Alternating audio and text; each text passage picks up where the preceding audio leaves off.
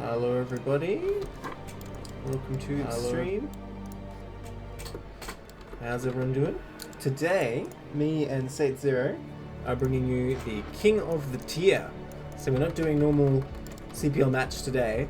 Today, we took all the players from all the teams in each tier, pit them against each other to see who would come out on top. And we're going to be looking at the finals of those today. You hype, Saetzero? It sounds exciting to see, especially since it's every tier, so we get to see like the higher end of like tier 3 and like the really high end of tier 0. Like that sounds for sure. So we're going to jump right into tier 3 first and work our way up. So let's look at the bracket and see the story of how our two players got here. So Leonix and Kazooie are the two finalists for tier 3. And we have here the bracket of how things went down. So where does Leonix start? Leonix got seeded in one round, so unfair advantage, right? But so did Kazooie. So Kazooie. Didn't Linux? He Oh started no, I see it. Yeah, in round 1. Yeah, it's at the very top, but I still didn't see it. Okay, so Leonix taking out character. Looks like he got a walkover over Barisu. Taking out tournament player man. I've never heard of tournament player man, but well, I guess he's not a tournament winner, man. Then taking out Hella Bacon, which is pretty impressive because I think Hella Bacon's a pretty good tier 3. And then actually beat Kazooie in the first winners match. That's awesome. Yeah, so Leonix already kind of has the advantage. It's like, alright, I'll just beat him again. And we can see Kazooie's path through here, beating Durandal, and then Theseus Tobias, then Camo Daz, and only getting taken down by Leonix. So had to go down to the losers bracket. And where does Kazooie's journey there start? Oh, he got seeded right into the final losers round because it was in the final winners round that he went down and took out Tournament Player Man, losing to both of our finalists here before finally getting eliminated, unfortunately. That's unfortunate, but living up to the name, Tournament Player Man, going to the losers finals of the tournament. Yeah, you can confirm that it has changed the scene on the stream, yeah? Yeah, I'm looking at the bracket on the stream right now. But yeah, I mean, I don't know, you gotta say, like, you know, Leonix must be feeling pretty good. It's like, well, I beat him once, I can beat him again, right? But then there's an aspect of nerves that cuts into that. Like, I remember I had to play Snipe twice for Best of CPL, and like, he beat me the first time, and I was like, oh my gosh, you know, is he gonna follow me again? Well, there's also a different element, too. You look at these brackets, it's 1-0, 1-0, 1-0. If they're playing best of 1s, it's very different than the best of 3. Yeah, that's a good point, actually. I believe only the finals were best of 3 here. I'm not sure about that, though, if the whole thing was or just the finals, but I guess the brackets make it look like one best of 1s. So yeah, for sure, in a longer series, there might be a bit of difference. Alright, the replay's hosted up if you want to join. So both players being Zerg, by the way. Oh, Tournament Player Man is serving. Cool. Finals were best of 3, that's right. We got Zerg vs Zerg. Awesome. I love Zerg vs Zerg. It's a fun matchup. I don't want to play it, but I like watching it. Man. It is the most ridiculous matchup to play. I actually kind of hate playing it, but I think it's very cool. Because, you know, it's really kind of the purest matchup, you know? I don't know if I go that far, but it's really visceral and fun. That's always the way I pitch to people. That's just like, it's action. There's definitely action. Alright, let's get into that first game.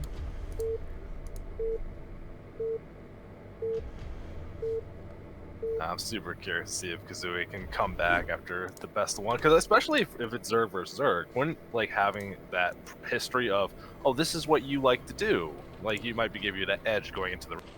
Could be. So in the top right, in the brown Zerg, we have Kazooie, and the bottom right, the pink Zerg, his opponent Leonix. So our first Zerg coming out in Fighting Spirit here. Wait a minute. Okay, I'm doing that thing again where I see drones not being made for like 1 second. I'm like, ah, football. Yeah, you don't immediately get the 50 right away. you gotta wait a little. These players aren't cheating and just typing in "show me the money" here. Honestly, I'd be impressed if they could do that in the multiplayer game. You know, playing a ZVZ finals must be stressful as well, because, you know, it's going to be over so quick. It's like in a flash. So you don't want to make any mistakes. I guess that would depend more on how that first game went. It feels like really tight, or just like 9 pulled and you went for a 12 badge and just like had the build order. No, it was like a world record ZVZ. They went to Hive Tech and like because Leonix, you know, got ultras first, he won. I don't know. Hive Tech is not world record. Great, we're back in the cusp days. That was like Great got the Hive Tech many games. Like there were Really? some long ass CBZs when and like there was a Were there great games that finals, you could so I have think it was just great won anyway, though? You gotta wonder. No, he did play defensive and like Yeah. stall his way through. They were using like Queen for ensnare and all sorts of stuff. It was cool. Oh yeah. Well, you know, Queen seems kind of legit, but Hive Tech, unless you're on a weird map, you're gonna wonder about that. Well, we are seeing a difference in build. Kazooie going for a 9 pool, it looks like, and getting that early gas, maybe going for 9 pool speed or just a fast lair. And Leonix, though, building up a solid drone count, looking like it's going to be for a hatchery, but I'm curious if he's going to put it at the natural or keeping it in the main. I think you. Oh, okay. I was gonna say I think he's gonna go natural, but it looks like I'm dead wrong. Wow. Okay. I would have thought on a 4-player map like this, getting it the natural is tantalizing. Because the thing is, even if it's 9 pool, you usually can actually defend that, if barely. As long as they don't like scout you first and just get there and have a good engage, basically. I mean, my mental image of why people like doing this hatch in the main like this is that you're going for an early hatch. If it is an early pool, like being able to put lings at your ramp and defend it and not have to worry about like losing your natural is like the logic I always had in my mind. That's true. Although what this means is that Leonix is kind of front-loading his advantage. As soon as Spire is out, it's actually going to be a disadvantage for Leonix because Kazooie's got the faster gas, and it doesn't matter how many hatcheries you have, you're still only going to be able to produce 1 gas worth of mutas here. But you can definitely just get a superior link count and go kill him early on. That's definitely a possibility we might see here. Yeah, with all the extra larva for lings, if you keep committing into it, like, wouldn't you feel comfortable that it's like they have 1 hatchery worth of larva, if they spend it on mutas, like, you have a big opportunity for your lings to get a lot done. Also, there could just be little things where you're doing a later gas, but what if you, like, skip link speed just to, like, start building stuff up? And we already see Leonix really being careful, getting a creep colony very ahead of time. To the guy in chat, this is tier 3, by the way. So starting from tier 3 and working way up. So yeah, the link's coming up here. The Sunken is not really in an ideal position, and there's actually a bit of a window here where there's nothing to defend.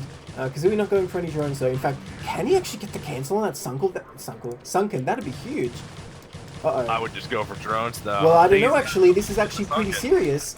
I don't know. I think that might have actually been the right move, because suddenly Kazooie kind of just has more links here, but right-clicking on the hatchery and getting taken out by Zerglings. Oh, that's a big mismark right there. I think Kazooie had a huge edge, but kind of threw it away right-clicking on that hatchery. Unfortunate. Yeah, but now you can already see Leonix, like, he lost the Sunken, but now he has the 2 hatcheries of larva, has plenty of link, and actually has a drone lead right now. That's true. Although not having the Sunken does open you up a bit more to counterattacks. Oh, yeah. He's gone for it, but 1 ling without speed I don't think is getting anything done here. Does get taken out. And yeah, what about this counterattack? Because Kazooie doesn't have a Sunken, and there's not very many lings out to hold this ramp. Kazooie is smartly you already see he's retreating the links up to the ramp, starting to set up that concave. And Kazooie's beating them to the punch on the link speed. Leonix quite far away from their own. Spire on the way for Kazooie, and actually already making a creep calling just in case it gets broken. I think it's a good idea when you're up against 2 hatch like this. Well, and he saw no lair. He knows there is no lair, so I think creep colony makes a lot of sense. His lings on the map getting caught. Does have speed first though. See, this is the thing. Now Kazooie can counterattack, although another Sunken is coming up. Yeah, I would think you gotta be careful with Kazooie, because like he's spending so much on like buildings. He's actually down to 7 drones. If he's mining gas, he can't afford a lot of minerals. Leonix like getting a hole through this ramp right here, but yeah, with the more Sunken, links coming in. This is fine. The thing is though, if you've got 1 gas, you only need 3 drones on 3 drones on gas, 3 drones on minerals to make mutas. Like, because it costs equal gas and minerals. I guess a little more for overlords. I think it's definitely worth it just spending the drones to get what you need to get, although I don't know about the second sunk, that does seem a bit dubious. This is the thing, you need to put the Sunkens in the ideal SimCity position so they can be as efficient as possible so you can just make do with 1, but unfortunately, Kazooie's Sunken not even defending the gas. This is a huge deal. Now, the thing is, Kazooie has enough gas for 3 mutas when this Spire is done at least. And that might be enough to put the hurt on Leonix. No lair even started, no Evo chamber on the way, relying on just sending so many links across the map. Yeah, Leonix really all in on this lane, but has plenty of larva and with speed reinforcing very quickly. That 1 Sunken already getting pretty low here. It's going to be able to take out 1. Those drones doing work. I mean, it's the right move to pull drones, but you can really see that if this Sunk is in a better position, it would be more efficient to do this. Well, remember I was saying we were low on drone count. Kazooie can actually only afford 1 muta right now. Has the gas for the others, but not the minerals. Uh-oh, this Sunken's gonna go down, and suddenly it's just drones to fight these Lings. Oh dear. Ah. We're gonna have one Muta popping here, but Lings that's are gonna so be good, not man. enough to stop this. Lings are too good. GG. Damn. So strong. So, Leonix taking it 1-0 just with Lings. That 12 hatch mass Ling strat, man, it's legit. Yeah, I think it's like pretty cool. I remember the first time I saw that was like one of those like Starcraft remaster things that someone like in Control was doing in the matchup. Yeah, and I think that it makes sense if you were like if you really like how Lings play anyway, and see if they can get something done before the mutas really get popped up. Especially since they spawn close spawns rather than cross, that might actually help out a bit. Yo, I'm very impressed by both players, to be honest, because I think what Kazoo was doing made a lot of sense. If he just got 3 mutas out, he would have been at a huge advantage, and Leonix, I think, kind of realized that and attacked pretty much just before the mutas came out, and kind of stopped that whole avenue. So I think both players really playing a good game there. Inevitably, one has to lose. that's the sad thing. Yep, that's always the case.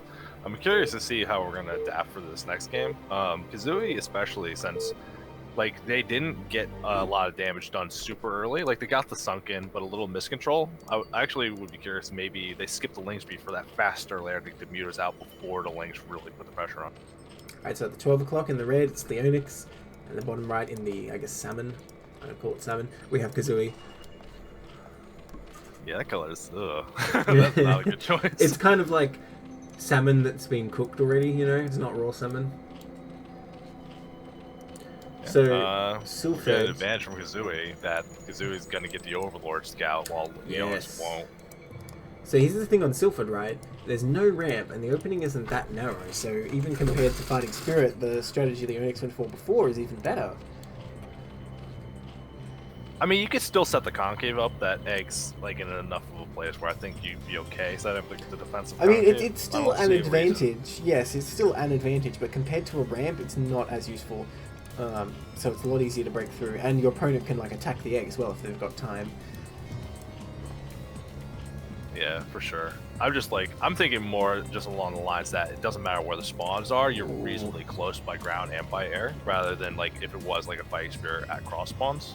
So you can be kind of like really sure, like, oh, I'm going to get there at this time, no matter what you're doing, really plan out a little bit better. Well, I like what Leonix is doing. Yeah, we're going for a 9 hatch here, and you know, I like it because of what we were just talking about. It's kind of what he was doing last game, but just extra. So he's going to just get lots of Lings really early and try and hit Kazooie with an overwhelming force.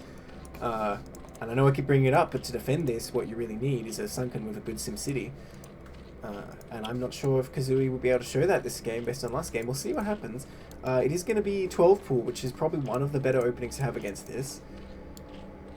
Yeah, I like the choice for Kazooie here to do this. And like you put the pool up in the corner, like all he has to do is like really get sunk in. Like it has to be kind of like in the mineral line, right? So you can that's the thing. You have to be not shy about blocking off the top 2 minerals there, because I think where you put it is just below touching the minerals on the right, and then when you drill to the gas, you can cut it off.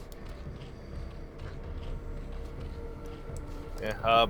Also, just a little bit. Like I know some people end up complaining about this a little bit, but I think Leonix is just because he got the top spawn, that gas being a little more exposed. If Kazooie can get some legs in here, it might be a little harder to defend with like unsunken compared to that's true. where Kazooie spawned. That's true, and you can't just put a pool to going for a hatchery at the natural though.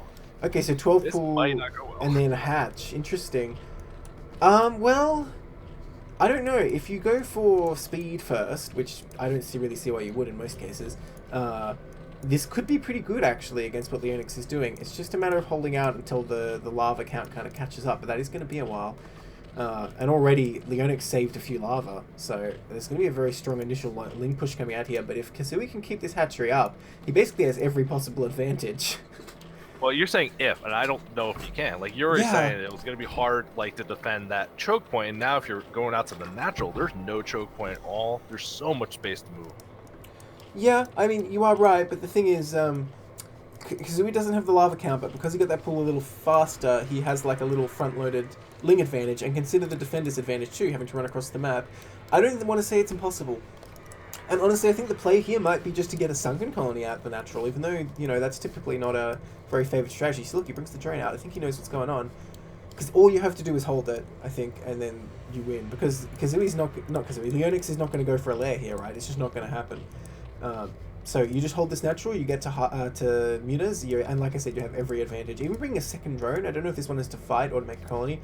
Alright, so here comes the first Lings. Oh. Yeah, I am a little concerned though, because Kazooie hasn't even started a lair yet. So we're saying like, oh, buy time for Mutas, but Mutas are very far away. Kazooie might be forced to play the same game with Leonix. It's just going all in on Lings. Well, here's the thing though, Kazooie already has the gas, whereas Leonix is not mining gas. So as long as Kazooie like just stops making things for a little bit, you can start that lair. And look, with 2 Sunkens here, I mean, I think this is a pretty secure position, but you have to be careful of the run pie. It doesn't take very many Lings to get into your main to screw you over. Leonix has a lot of minerals banked up. We want to see him do something with this, either go back into mining some gas. Kazooie gets some Lings on the map, threatening a counterattack, but now there's so many Lings at the front of the base. Yeah, I don't know if this is a good idea. It seems brave. Okay, Leonix is going to attack in here. Lings on hold position for Kazooie. I don't know. He's not going to be able to stop it. He can just run right into the main now. Uh-oh. Yeah, I think Kazooie made that. Yeah, Kazooie made that choice, seeing that there's no sunken in the main for Leonix, but you can go kill the spawning pool right now. Yeah, that's a big deal, unfortunately. And there's no way to defend this. The Lings in Leonix's base, however, are still trying to get these drones. Leonix doing a great job microing those drones, actually taking down a lot of those Lings, and already this attack looks like it might be over, whereas... Okay, the Lings are getting cleaned up in Kazooie's base, but at what cost, right? Like you said, the spawning pool is down, so Kazooie cannot make any Zerglings for a long time here. It takes quite a long time to actually build a pool. Honestly, you know what I want to see right now from Leonix? Like, you just killed the spawning pool, there's no lair started. Yeah. Like, so far away from everything, just be defensive with your Lings, start mining gas, go to Mutas, because there's no way they can For catch sure. them. Like, you can expand as well, I reckon, because like you said, there's no way he can make Lings, and you don't want to tangle with these 2 Sunkens, right? Yeah, I think that you're playing into the only thing that's giving your opponent a chance to survive is attacking on the ground into these Sunkens, where you could just be using your tech advantage that you have. Looks like Leonix came into this game planning to make Lings, and by God, that's what he's going to do. Even a 3rd Sunken going to come up here. Kazooie somehow anticipating this. I mean, I suppose Kazooie did see that there was no gas mining and still no lair. Actually, another creep colony going down. Like, he's seeing this with the Overlord in the main, that there is no lair starter, so he's doing what he needs to do, but there's so many Lings. That top Sunken blocking as well, but I don't know, there's just no time because the spawning pool's still not finished. The drone's pulling off though. Oh my gosh, and they're going to help a lot. Wow, there's 2 creep colonies actually doing a beautiful job of blocking. Oh, that drone. Look at that drone! Wow. Sunken so low, but doesn't get it. Leonix still threatening with a lot of Lings, though. I don't think that he's throwing away his lead this much. I just don't like the approach he's taking. Well, that was just a hero defense by Kazooie, though, like with those drones as well. I can't believe that he survived there. But now with 4 Sunkens, it's getting kind of silly now. Like, you really don't want to attack that, right? Maybe you can still run by. Like, I think it'd be fine if he just ran, like, 8 Lings into the main. Oh, look, he's going to do it.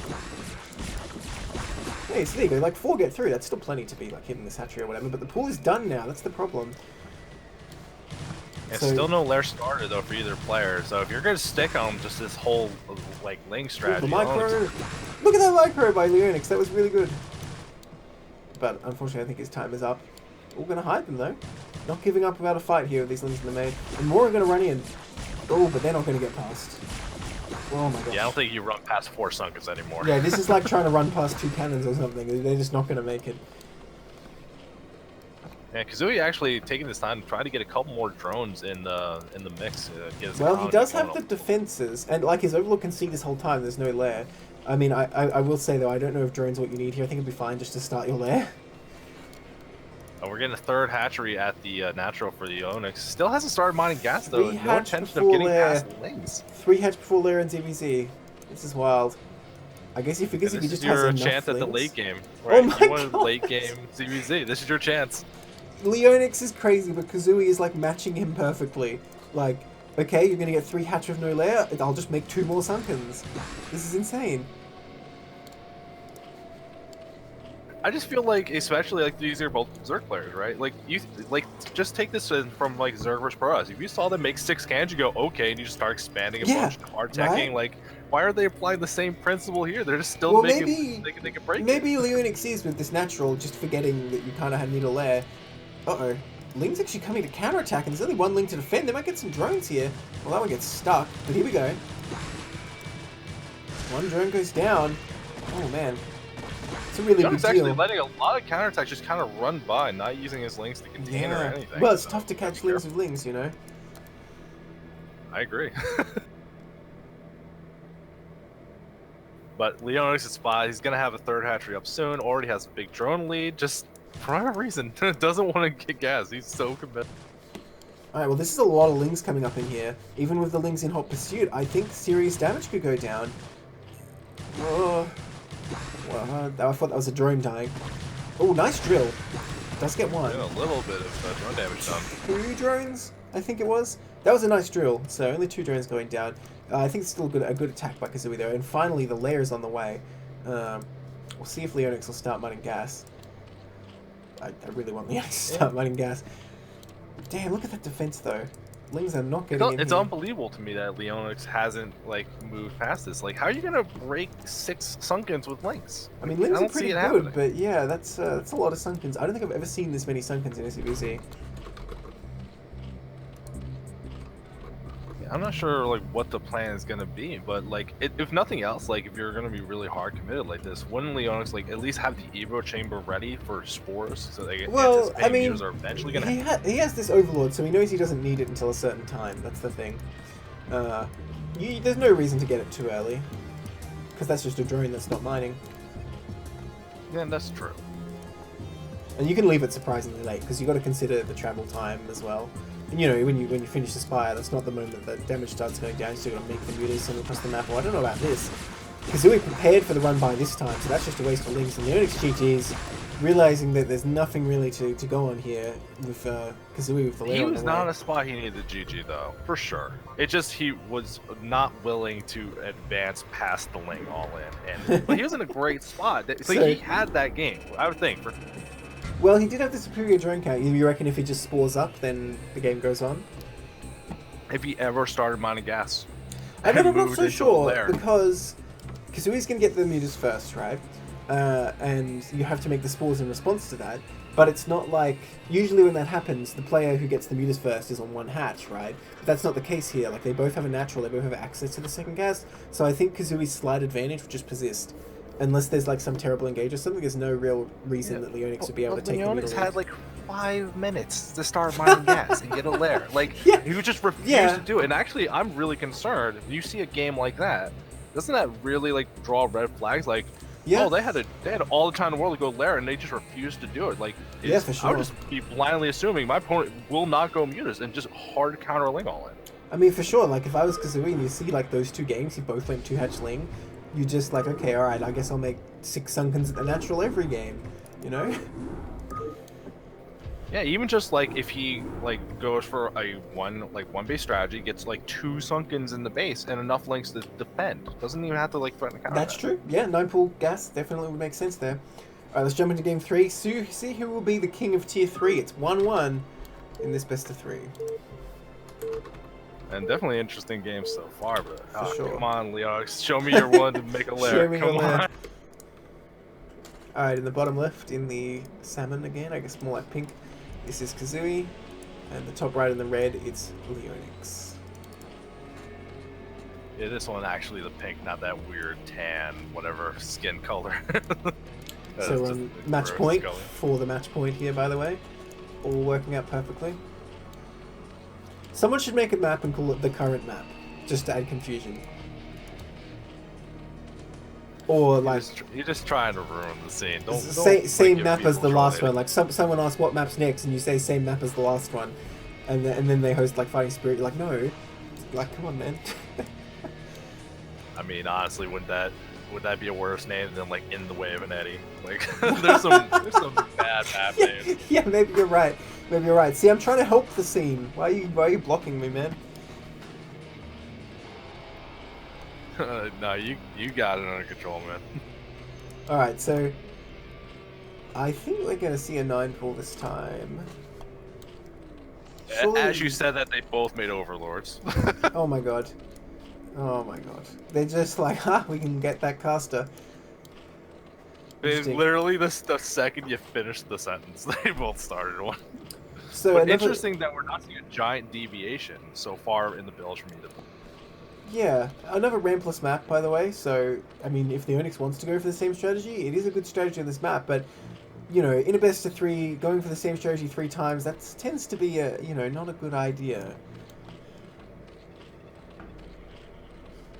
I think maybe like as the mirrors are though, wouldn't that be a little bit more reasonable in ZVZ just because like if like that could be a strategy, like you go lengths, if you get one more drone kill one game than the other, that can make a lot more difference than say like going the same strategy in like a PvP, for example.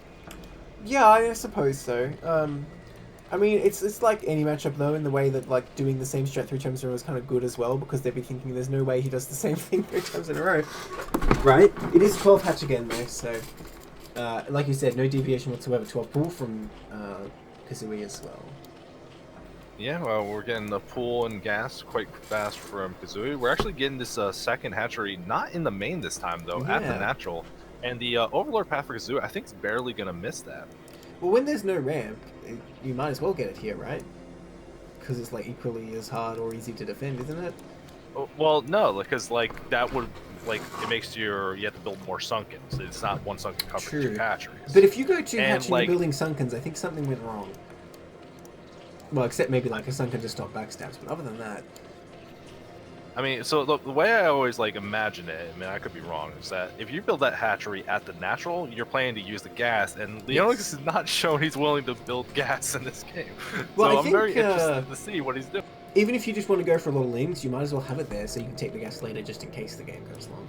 But definitely that's the main perk of having it here, right? But the last game, come on, like there is no later. I believe there will be character development, alright? You watch, he's going to start the lair as soon as he mines gas. Man, he's not mining much gas. So hopeful. You're probably right, because he mined his gas so late. Oh. But we do see Kazooie going for the lair immediately this time. Oh my god! He did exactly what you were saying. He's just turtling up on one base, which I think is the perfect play here. And then Sunken's placed decently, so he's looking good right now. Good defense. Oh look, yeah, what is that at the natural? He did it. He did it. That's unbelievable. I think that's dangerous to put the lair up at the front. Like, that's the more exposed position than anything. Well, honestly, if you lose that hatch, you're probably going to lose anyway, and when it finishes, it will have more hit points, so it makes sense, I think. Sure. Like, I can't really imagine a game where you lose this hatchery at this point and still win the game. It seems unlikely. Well, we are in a little bit of a dark spot for Kazooie, though. Has not scouted that natural at all. Didn't move out of the link, so actually doesn't know that's there. Doesn't know it's morphing into a lair. And this Overlord, I'm gonna see it soon, but this has still been a while away. Well, I think pulling back. I think you would know as you go through this main what's up, because you would see like the kind of drone count as well. I was just thinking, by the way, if you lose your lair later, it's also not such a big deal. As long as you already built the spire, you don't really need the lair for anything. That's very true. Just the larva, really, at that point. I mean, if it somehow goes super long, then you need like extra upgrades, I suppose, but that's pretty rare. And obviously, if it goes really weird, then you're going to need a hive, but that's, again, really rare. I love this change from Kazooie, though. Going for this like fast gas in the pool. He skipped link speed for the super fast spire and already has the 2 sunkens in his main. So, like, really playing off what he's seen so far this series. But it might backfire. Like, Leonix might have played him, because now Leonix does have access to a second gas here, which in the long term gives him the advantage in the Muta fight. And the Spire timing, you know, it's a bit behind, but it's not going to be catastrophic for Leonix. I think Kazooie's Muta's are only going to arrive here just as Leonix is hatching. Looks like Kazooie wants to attack here, but I don't think he even has the link count. What is it, 10 versus 10? I think the Mutas can get there in time, because if nothing else, Kazooie's going to have like an extra larva opportunity to get some more Mutas on the way, I think. Ashad's saying Leonix will need a spore. Maybe you're right. If Leonix does have to get the spores, then that definitely evens things out a lot, and that definitely gives Kazooie the opportunity to expand. But I'm not sure. Well, the Spire is done, but we don't see any Mutalisks. Oh, it's a supply block. Well, I think Kazooie definitely missed the chance to do some serious damage there, but it looks like Leonix will actually be anticipating he needs the spores anyway. Yeah, I suppose there wouldn't quite have been time. Like, the Mutas would have flown in and killed a couple drones before his own Mutas hatched, I suppose. And I guess having those spores in the long term is very helpful.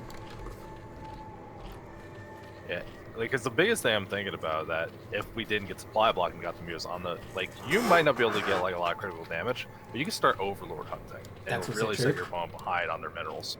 For sure. Speaking of Overlords, this one's like, oh crap, I better leave. Well, here comes Kazooie, having the larva advantage. Not more gas though, so Leonic's going to be able to climb ahead pretty quick. 3 meters already on the way, 300 gas still bang. I think Kazooie has to try and expand very quickly here before the advantage for Leonix becomes overwhelming. I can't see that Overlord. Yeah, this is definitely going to be very difficult. Like, this might be the spot where you have to go into more lengths, but you're going to see Leonix plenty of lengths, totally ready for that possibility as well. Even the Sunken as well. This is just a rough spot. I think that supply block did more damage than we were even thinking earlier. For sure it did. But I don't think it's over. He still has the meter count for now. He can expand. Oh, he needs to be careful though. Because the thing is, a Spore is going to finish. Okay, somehow it's not in range there. You need to be very careful here, because if you take too much damage and your opponent's meters get on top, suddenly they just moving shot you all the way home.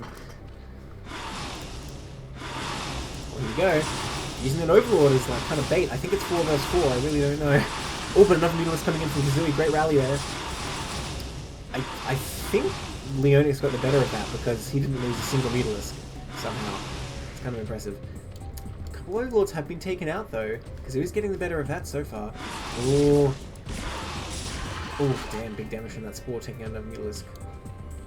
It is actually quite dangerous for the Leonix banking a ton of gas right now. Currently, supply block have to make 3 Overlords, so those Overlord pickups are very good.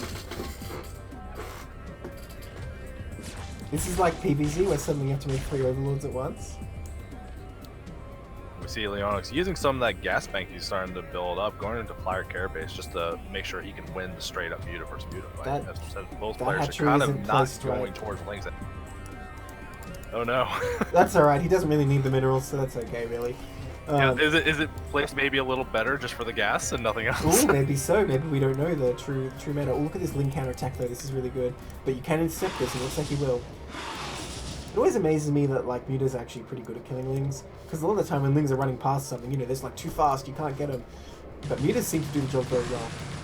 Well, nice defense there, like it's a little bit of a free donating of units from Leonix and a couple in, just to make sure I guess he has the Lings, or see if there was the expansion, which I don't think Leonix actually got far enough to see the hatchery being built. Yeah, I'm not sure, I didn't press the button at the time.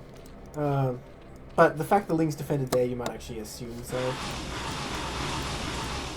We're getting some more Overlord kills. Kazooie's Muta count building up, going to make this even, like, much more threatening. We're actually see a couple of Scourge add-ins. Oh, those Scourge are huge. That's a huge connection right there. Actually, that was looking like a very good fight for Leonix, but those Scourge definitely making a difference. And you know, Leonix with so much gas, I think really should be the one making Scourge here. Look how much gas he has. Yeah, when you're like so gas heavy, like a couple Scourge in these fights just destroy the air versatility. You can see he's like focusing on getting the Flyer Carapace. I don't see why. Well, we see what the pros usually do. Oh my gosh, every drone is huge here. I think he got one there, did he? Oh no, not quite. Oh my gosh, they're gonna have a fight here. I think this is in Leonix's favor. No? Kazooie has more mutas for this fight right now. Yeah, I guess so. It was close though. Only 5-6 at the end there, and Kazooie's are all very injured. But yeah, any drone you can pick off is a huge advantage here, but Kazooie doesn't quite manage it. But now, Kazooie's natural is up, and you know, the Muta counts are still kind of even. Oh, I don't know about this. Leonix a little bit ahead on this one now. Well, it does pull back. I think not realizing that Kazooie's Mutalisk was so much as well. Oh, one gets baited in there, big mistake there. Kazooie needs to go home, although I don't know how much help home is when you don't have spores. That's a lot of Mutalisks out from Leonix. Well, those couple Scourge more particularly is what I'm looking at. Getting a couple Scourges here. This fight goes in a landslide. Leonix trying to force the issue. How did he weave through those Scourge? That was crazy.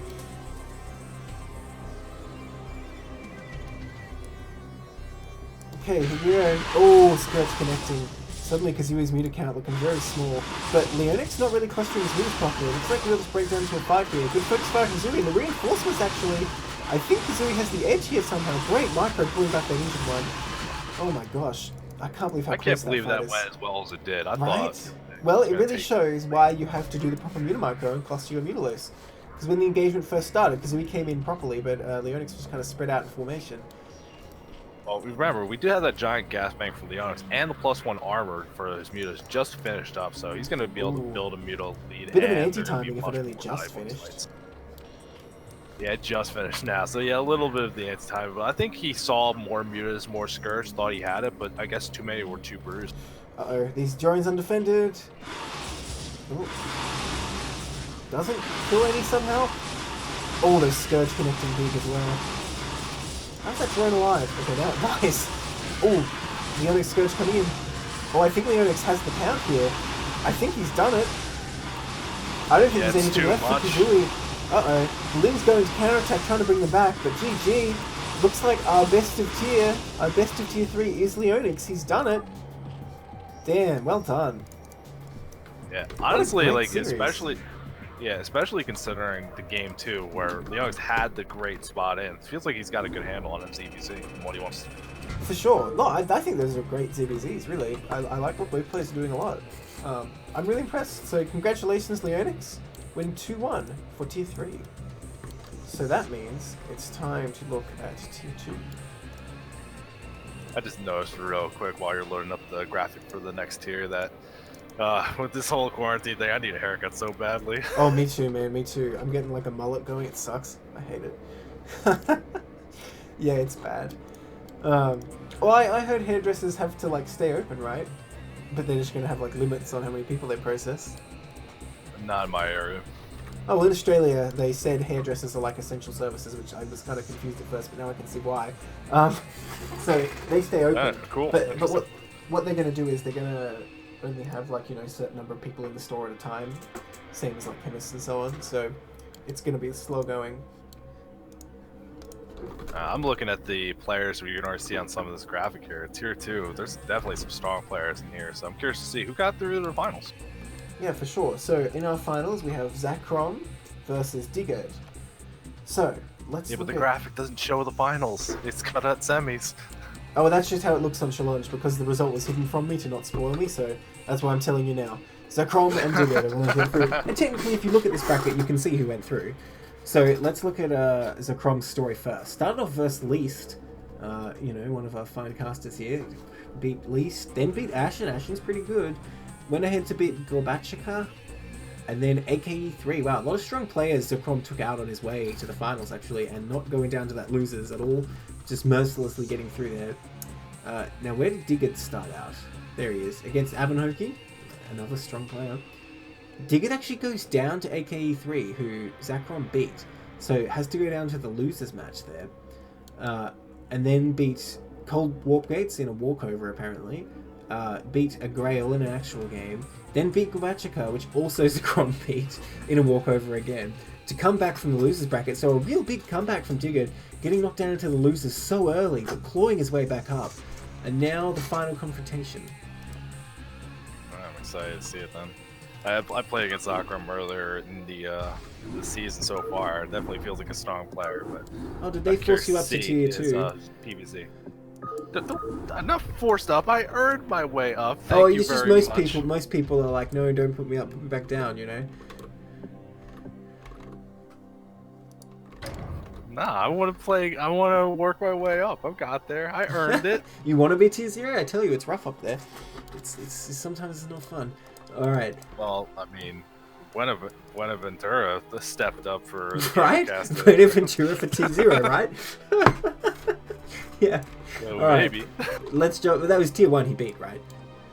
Yeah, that's still insane. Still though. pretty I great, love that. right? I love that. All right, let's jump into our first game here. If only it was Buenaventura versus some crazy like 1800 player. Instead, we have Digard versus Zacrom, game 1. We have the challenge page. Like I said, that's just how it looks because the result was hidden from me, so I don't get spoiled. So please don't link the challenge page with spoilers. Okay.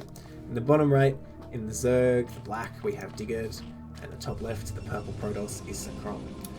Now, actually, I don't even know about this. It's just by looking, and I want to test myself. I don't want to like turn on map vision. Is this Fighting Spirit? I don't know. Yeah. Yeah, that's Fighting Spirit. Okay. Makes sense. I mean, not to throw it out there, but wasn't this a tournament? I'm assuming yes. the map pool set. Well, I don't know. It might have been picks and bans for all I know. That sounds like it'd be cool. That would be cool, wouldn't it? Man, we should do that in CPL. That'd be sick. Take a lot more time though. For sure. I do like and that you know CPL what? has the sets. A common complaint about CPL is how much time you have to spend preparing for all the different maps, which, you know, I think is a fairly modest map pool. But nonetheless, if we put in picks and bans, that would make it even harder as well. Because at least this way, each week you know which maps you have to prepare for.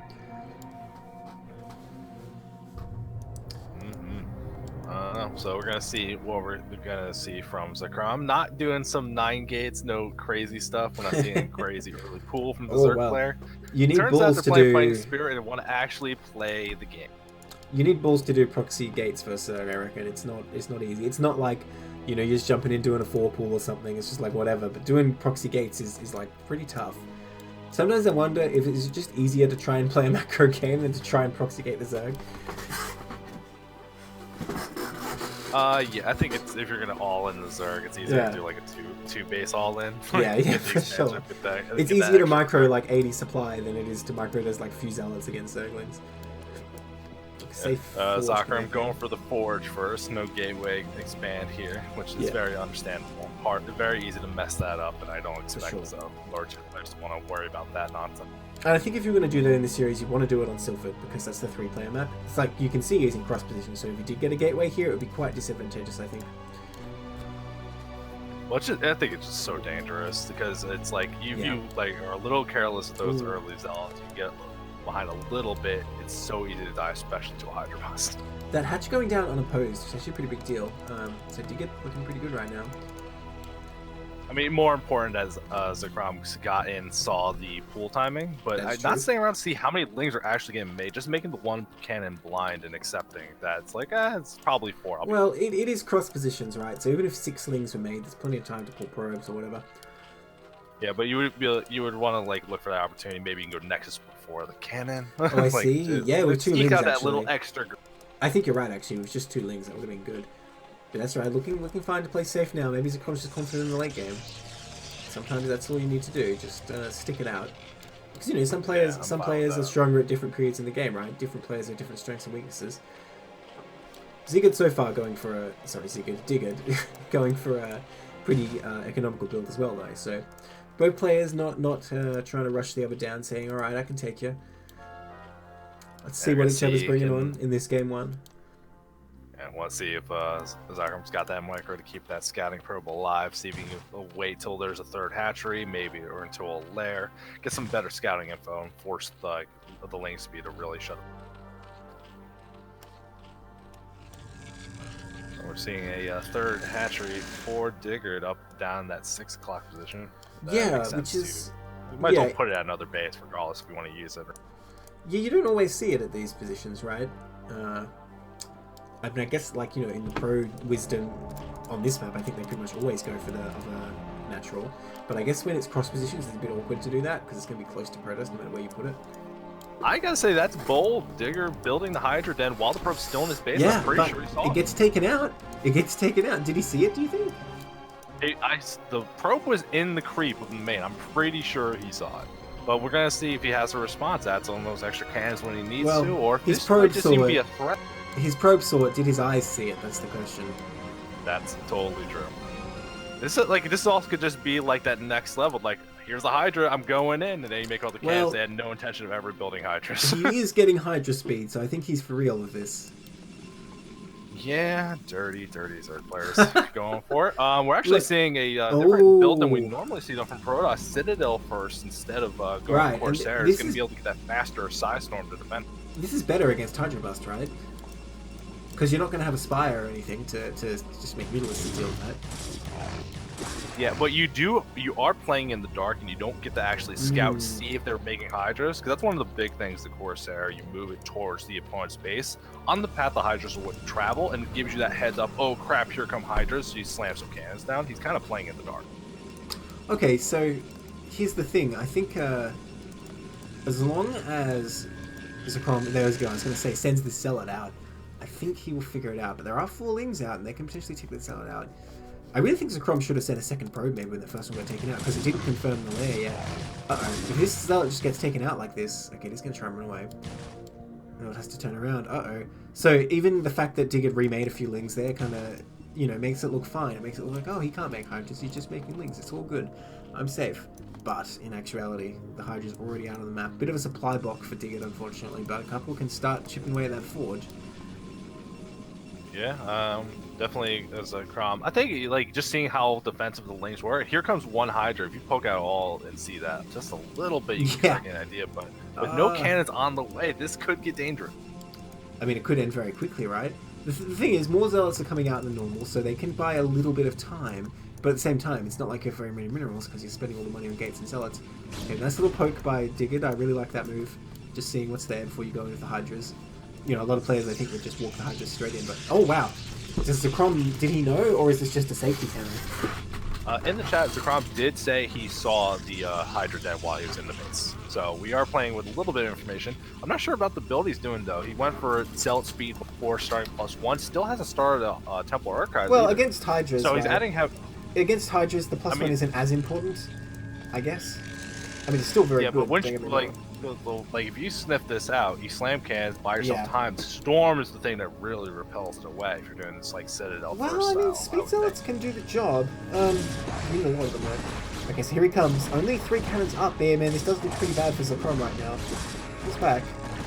I mean, with speed, right, those Zealots can definitely give those Hydras a bit of difficulty, but you need more. Needs more cannons too. Like, 4 is not enough. Even if this cannon finishes totally unmolested, which seems unlikely, it's just not enough cannons. Even still not enough cannons. Uh-oh, so here he comes. He's going to go right in. And look, those cannons go down so quickly. Uh-oh. Okay, the Zealots come out though. That's so many Hydras.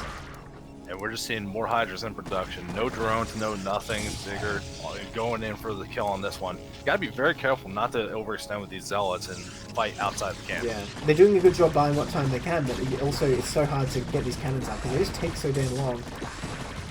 Alright, Zealots coming forward again, but there's a really nice firing line of Hydras. They're going for that cannon though, and it allows the Zealots to do a lot more damage. Only a couple Hydras getting taken out though. Zekrom's still struggling to get this defense up.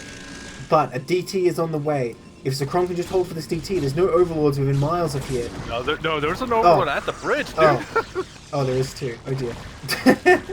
Good Digger ahead of you on that one. Yeah, that for sure. coming. Uh-oh. Okay, pushing forward again. I mean, a lot of Hydras have been taken out, and there's a few cannons up here. But since he made those DTs, no more Zealots are going to be coming out, and I think the DTs are taken out a bit more easily than these Zealots. Yeah, they do more damage, but not robust at all. Like with these Overlord here, like I don't know how you're gonna like really hold off on this too much longer. How is this Forge still alive? It isn't gonna finish the upgrade in time though. No way, right? That's like a minute away. Okay, the DTs are out. What are they gonna do now with these Overlords here? Starting to build a high Templar on the way, but we didn't research Storm, not even started yet, so that high Templar are not going to be adding to the fight either. We don't have a lot of gateways in the main really contributing to this fight. Saying you don't need Storm against this. You can just go with Mass Gateway, and I think that makes sense, but that's not quite what Zekrom's doing here. Okay, the DTs and Zealots coming forward, but there is plenty of detection. It's not going to be enough. There's only 5 cannons up here, and I think once these ground units are done, that's enough Hydras to just bust through. Well, the DT trying to get out would have been huge if it was able to make it back to Digit's base, but it does get taken out, and now there's only cannons to defend, nothing in front of them. So many Hydras here to take them out. The probes are coming forward, but I don't think it's going to be enough. Yeah, I don't think so either. Like, Digger still slamming into this, although Digger's still just committed hard on Hydras, not trying to transition out of this. Well, I think it's going to do the job. Looks like Digger is going to take this first game.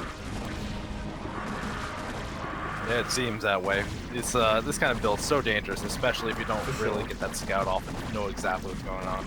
And probes are pretty good though. If these were SCVs, like Digger would have lost the game. Like the game would just be over. Okay, taking out that other cannon. Okay, so Zekrom reclaims the natural here somehow. I'm not sure what happened with the Hydra production. Seems like there was a bit of a hiccup, but I think the next wave will still just roll him over. I don't know if Storm is complete, but I can hardly imagine that it is by now. I don't remember seeing it in the production tab. I don't think it ever got started. No, I don't think it did. And that Templar never going to get up. Even snipes the Templar. Yeah, actually morphing Archon in the back. They had enough energy before the morph, but I guess realizing like, oh, I forgot to do it. Yeah. Although, gotta be careful here. One cannon about to finish up, goes down very quickly. It gets one shot, then it's Archon up. You gotta be a little careful. Yeah, I mean, is Zekrom gonna somehow stabilize? I can't really really see how this is possibly happening. But it's just like seems like the Hydra production is kind of slacking a bit for Digit here. It needs to build up a bigger number. I mean, the Archons aren't great against Hydras, but there's a few Hydras against an Archon, and Archon is a very powerful single unit, so they do have to retreat. The problem that we're seeing here with Digger, he never took another gas, only has the one in the main, so he's actually gas starved on the Hydra production. But not adding on more Lings or something, just anything to really help us out, because he did shut down the +1 upgrade. Man, that Archon getting in there doing huge damage actually. Oh my gosh. Looks like Zekrom's actually going to take these Hydras out. I can't believe this. And Digit, yeah, with no lair, no second gas or anything, he's still stuck in making Hydras with no upgrades. Uh-oh. Okay, adding 2 more hatcheries now. Starting some extra hatcheries, starting to transition out into making this game a little more like planned for going later, but still 18 drones, not feeling super great. Did a lot of damage, but now they're starting to build up a Zealot count that's a little threatening. How is Zekrom alive? All the cannons died, right? That's when you die. My god. I mean, even all those probes he lost, because Digit only has 18 probes, right? I mean, 18 drones. And there's just no defense over here, right? Like, there's nothing you can really do to defend this without a big sim city. Even the natural, he put both the hatcheries in the main, did he? Oh no, he's getting another there's one at... But what's going to stop these Zealots? Like, they don't even care about these things. I don't know. Like, this is... The fact that he shut down that +1 seconds before a finish is actually a godsend right now. That Archon is just hard counters these Lings, so like, they are doomed. Oh my gosh. Okay, there's a bunch of Hydras coming up here, but I don't think it's enough to clean this up anyway, and even if it is, the Zealots are already getting on those drones. Great target fire by Zekrom with some of the Zealots there. Like, it looks like he will actually get cleaned up combined with the something. But reinforcements coming in as well. Yeah, I think it's barely enough for Digit. Nice Hydra builder. Well, actually, I should stop calling things, I keep being wrong. I mean, it's going so back and forth, but if you take a look, look at what Digger's been trying to do after, like, adding on static defense. Oh, look at the smooth. He's down to 13 drones. Look at the 6. And these Zealots down here. Oh, this is... I mean, there was only one drone there, but that's still pretty huge. Every drone counts, right? Wow. Zekrom playing really well here. She's not big 3 Hydras, right? Yeah, easy. Link speed just finishing up as well, but you're talking like mining effectively off one base. There's just not a lot of drones on the map here. And Zekrom really starting to build up a good gas bank. He's finally starting Storm, moving into his ground weapons again. Zekrom everywhere at once as well. Oh, he's going to get in the main. Uh-oh. Because Digger went down to the 6 to defend those 2 Zealots, but now suddenly he's in there. Oh, he's going to go for the pool. Interesting choice. Well, the lair hasn't started, right? So if he gets that, that's actually a pretty big deal. Although, I don't think he quite will. Yeah, I had to go for the drones here personally. Well, one of them's going for the drones. He wants everything. Man, actually, I think he's going to get this. Oh my god. A couple more Zealots coming into the natural. Zealots are so strong, they just don't die. Wow. Okay, so now Digger's extra screwed because he can't even make a lair. And Storm's on the lair. And actually going for the Hydra then now it's going to really shut down any chance of defense Digger has. Actually, going for the spawn pull shuts down the ability to make sunken colonies as well, so... GG, wow. Digger tapping out. Zekrom tearing him apart there, that was so well done. Yeah, Zekrom getting away a little bit. I think if Digger just added the second gas, it could have actually really added on a lot of Hydra, but you saw he got over 1,000 minerals without the gas to keep the Hydra production up. So you know, very I'm close. Extremely impressed. I'm extremely impressed with that play by Zekrom. I really thought he was dead, but really came back there. Microed very well, I think. Yeah, definitely stayed calm. I would have left that game for sure. I'm like, oh, yeah, but he stayed in it, stayed calm, and took advantage of the opportunity given to him to get back. When there's like 10 Hydras hitting your like 2 warping in cannons, don't you just GG there? Like, how did he do that? I mean, I think you could like chill out and defend that, but just he kept losing cannons. He pulled probes a couple times trying to defend that. Went down to, I think he went down to like 20, like barely over 20 probes at one point. Just stayed calm, stayed in it, and kept producing those probes. Very important. Is this a second game? Because it's the same map. Oh, let me check. The wrong replay? Maybe. Oh yes, that is the wrong replay. Good catch. We'll watch that again. That was exciting. Yeah, watching the game was a pretty great game. There we go, going into Sylphid. This is the match you want to see. This map's so good, just in general for every matchup. It's so amazing. Fun. Look, I worry that it might be a bit too good for Terran, but maybe Terran's just good. Alright, at the 12 o'clock, we have Zekrom in the purple, and the bottom left in the blue. It's Digger. That's a great colour. I like blue. What is this drone doing? Obviously, proxy hatch. I mean, I joke, but that's probably what he's doing. Proxy hatch. I mean, that's probably what he's doing. What else are you doing? And he's guessing the right direction? Oh, man. So what is this crap? Do you just go in there and build without even looking what's there? Like, you don't even confirm that they're there, you just build? I think you can spot if the minerals are being mined. You can do without that, being seen. but it's very tricky, and you might accidentally get caught. Oh my god! Well, what is this? I'm on just Digger vision. Yeah. And we're gonna see what he does. I'm on Zekrom vision. See if he sees that drone. Oh, he sees it! He sees it! Oh, the probe! Yeah. Wow! Look at that timing. But did he see it? Well, Digger saw the probe, but didn't see anything. I don't know if he noticed it. Uh-oh. Saetzero. My caster's disconnecting. No. Alright, back in it. You good? You good? Alright, Digger cool. is gonna be some kind of hero. And I don't know. No, I think Zekrom knows what's up. He's looking for it. He knows why this drone is here, and he did see it. So yeah, I guess Digger just has to play this game now with one less drone, which is a bit awkward. That's pretty embarrassing when you're like, yeah, I'll proxy hatch, and he's just like, hey.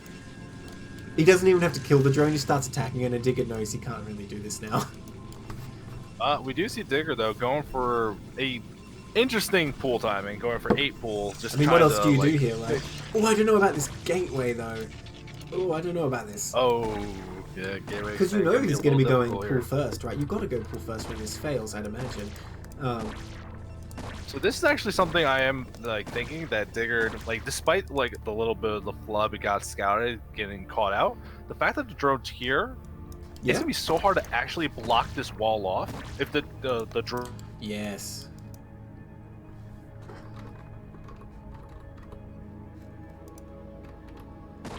Oh, sorry about a bit of lag there. You good, Saetzero? You there? I mean, I think I'm okay, but I mean, it's Australia to East Coast USA. It's yeah, it was lagging a little bit there. So what you're saying, it'll be very hard to wall off this drone here? Yeah, because the drone could block the the next building, the forge. True. Well, keep an opening. If Digger wants to kill this pylon, it'll be half done for him by the time the links get here. Yeah, we're even seeing the Overlord going straight up to the top, gonna see what's going on. We're actually seeing a pylon in the main now instead of like trying to secure this wall off. Maybe anticipating trying to get something that a cannon will be needed there, but no forge. I don't know. Definitely a little dangerous. We haven't seen anything from Zekrom to see what's going on here. We're actually getting very fast gas here, so this could either be for link speed or just going for like some kind of one hatch layer play. I mean, this is looking a bit dicey for Zekrom, right? Because there's no way to stop these links from running into his base. I mean, when you go gate first, it's not as bad from losing your base because you do have zealots right away, but it's still not what you want. Well, the bigger thing I'm looking at here is that there's a zealot. You gotta be careful to not lose them. The forge does go down, the drone can't keep blocking it forever. But I was like, if they kill that pylon on the gateway, this is over. I mean, it's pretty injured, right? One Zerglin can hit that, right? Or can you not get in that side? Oh, I guess you can't, actually. Never mind. I don't think you can, but you gotta be very careful. Here comes plenty of the drone helping out. Actually, he could drill with this drone. He could drill with this drone. That could be serious. Oh, here comes that drill. Oh That's just God. like you're saying. Surrounds the lane Well, from the right side. He just killed the probe. And, you know, Zekrom making a bit of a mistake here, not pulling additional drones. Trying to take out this gateway, but the second zealot, or third zealot, does come out. Here comes the drill. Oh, links. Oh, they're in. Uh-oh. This is a weird one. I don't know what to think about this game, but I want to see these links not on the forge. Go for the pylon. Shut down the production. You know going for the pylon's always a mistake, though. He's been trained well, just unfortunately already damaged at this game. So here's the thing, though. I don't think Zekrom is doing too bad, because consider that Digger's still on one hatchery. Like, and he hasn't killed like heaps of probes or anything. It's 7 drones right now. Although his probe's doing so much work. Really great micro by Zekrom. Wow. Wow, really well done there. More trying to come in, but just being blocked at every turn. Oh, he's still alive. Finally starting to get a cannon on the way. I think it's going to be able to defend. But link speed done, and we're done mining gas. We're all in on link right now. We're going to see if we can get this done for Digger. Looks like a hatchery will go down here. This feels like stabilized though. That, I mean, I think we it's Protoss reset the lanes, advantage. got a couple zealots, we're getting cans about to finish, Yeah. and you have the wall pretty much completed. There's only the one lane in the main, but the probes should be able to fight that off. I mean, if you look at it this way, it's like one Protoss base is worth more than one Zerg base, right? And sure, Zerg is getting his hatchery, but Protoss getting it next at the same time. I think it's pretty good for Protoss. 6 drones only right now. Oh my gosh. That probe's still there. Yeah, we're adding the second hatchery, but I think that's just for a larva for more lings. I don't see what the transition is at this point for There's no Zerg. other plan. It's just lings, lings, lings. Why is he making a drone then? How many drones do you need to support one hatchery worth of lings? I play an honest race, man. I don't know the answers to these questions. An honest race? You kidding me? Yeah. How many I'm dead times serious have with I been DT rushed or like proxy double gated my base? Oh my god. Well, that's your fault for not getting mines. They're broken. That's your fault. But we did see mines Starcraft before getting the like next stuff, zealots are adding out. on more cans. Okay, I got my new build. I'll go 4 gas, 4 barracks, 4 factory. Got it. I want to try this now. See the fastest possible vulture I can get. See if Protoss can do anything about that. We're seeing Digger have another hatchery down there, looking like they're going to start that third hatchery, but I don't like we're this not really. third at all. It's hatchery a lot of drones. Yeah, I don't know about that one. Yeah, like, do you need a third hatchery in this mini mode? Oh man, so many zealots out right now. Can they just come across the map and kill him? I think so. There's no static defense here. There's no like tech. We're starting to work toward the Hydra dead, but even that, where you're so starved for minerals and gas, really, you're only gonna do a couple Hydras. Well, They without got speed, plenty of zealots right here. without speed, they aren't particularly good. I mean, they're not bad, but you know, speed is where they really become useful. And that's 5 zealots. Oh gosh. Okay, something gonna I come. mean, all you down, gotta do is disrupt and keep stalling the drone production at this Ah, point. You have what is this drone doing here? Wrong place, wrong That- time for that drone. And just scouting information. Here comes these zealots, though, walking their way to start forcing things up. Something about to finish. Decent but micro I by don't know if it's Digger, enough. but yeah, in this situation, not quite enough. Drone's being pulled. Off they go. Oh man, GG. Wow. So Crom, no problem, no problem. Let's see hatch, yeah, right. Try again. I mean, So- I respect that decision, though. You Yeah. try, like, for, like, 3-Edge Hydra is definitely a little less crazy, but, like, he was playing it like a pretty, like, solid all-in. And so Crom held it, and then he's just like, well, crap, my main play isn't working. Maybe I'll try something really crazy. Yeah. So I respect the decision there from Diggers, Yeah, but for sure. Crom pulling. I think he planned it for Silphid because if you think about it, it's 50% chance you get the right spot. And man, he must have been so sad when it's like, I got the right spot, but the probe still found me. Because that could be pretty tough for Protoss. But yeah, so that means Zakrom takes a 2-0. King of Tier 2. Well done, Zakrom. Shame Digger didn't have the, like, you know, claw his way up from the losers bracket, but he did make it to the finals, which is pretty impressive. So great job both of those players. So, on to Tier 1. Alright, so you think we're going to see more crazy stuff as we move up the tiers, right? For sure, for sure.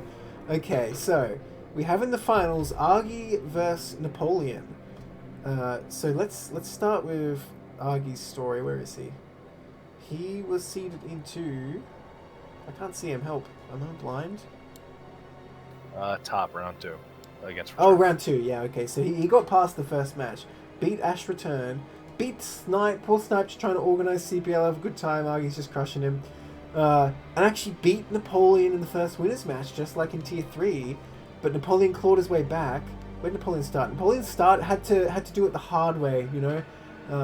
Had to claw his way up from the actual first round, and then go back down to the losers as well. So Napoleon's been working hard to get here, so he's up for the rematch now. Yeah, and we see that Napoleon has an idea of what he's doing in this matchup. Haven't go through yet to get to the spot he's in now. Actually, just like as a small shout out, real quick, shout out to Ash Jojo because. Like, lost round 1 for Snipe and went all the way to losers finals to lose to Napoleon. So JoJo pulling it together. Yeah, that is pretty impressive actually. I didn't see that, but yeah, that's pretty awesome. Shame he didn't have the fairy tale story of going all the way to the finals. JoJo Zerg, right? I don't know. No, I was gonna say we'd have another ZBZ. What do you mean by same person, Ash? I don't know who you mean. Yeah, I actually don't know who Napoleon is. So It's Royal Blue. curious. Same person as Royal Blue. Oh, cool. Yeah. All right, let's jump into that game 1. So it's the IRK team fight right here. That's right. That's right.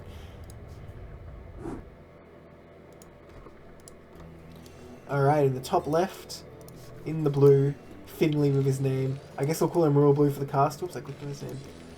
We have Royal Blue, the Terran. And the bottom right, in the yellow, it's Argy.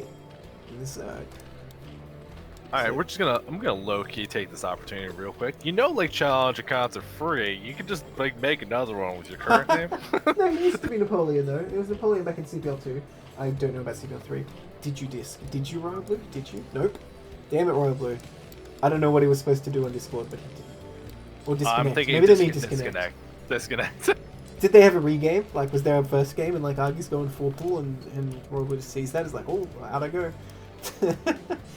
He denies it though. I mean, they're clan mates. Maybe they have fun like that. You never know.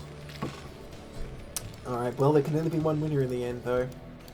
Clan solidarity only goes so far.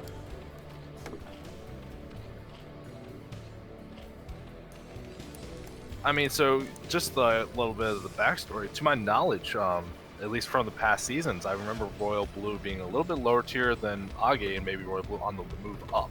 Is that correct? Like, I think I remember him being tier 2 in like the last CPL, and I guess that. I'm pretty sure he was tier 1 last CPL. I don't know about CPL 2. Actually, I'm thinking CPL 3 even. Honestly, I'm not sure. I think he's been pretty high up for a while actually. Not sure. Oh, cool.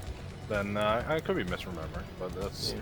So Queen like, informs I us. just remember Age being like. Oh, okay. Queen informs us that there was another game that Argy DC'd from, unfortunately. How far in were they, Queen? Was it like a 30-minute game?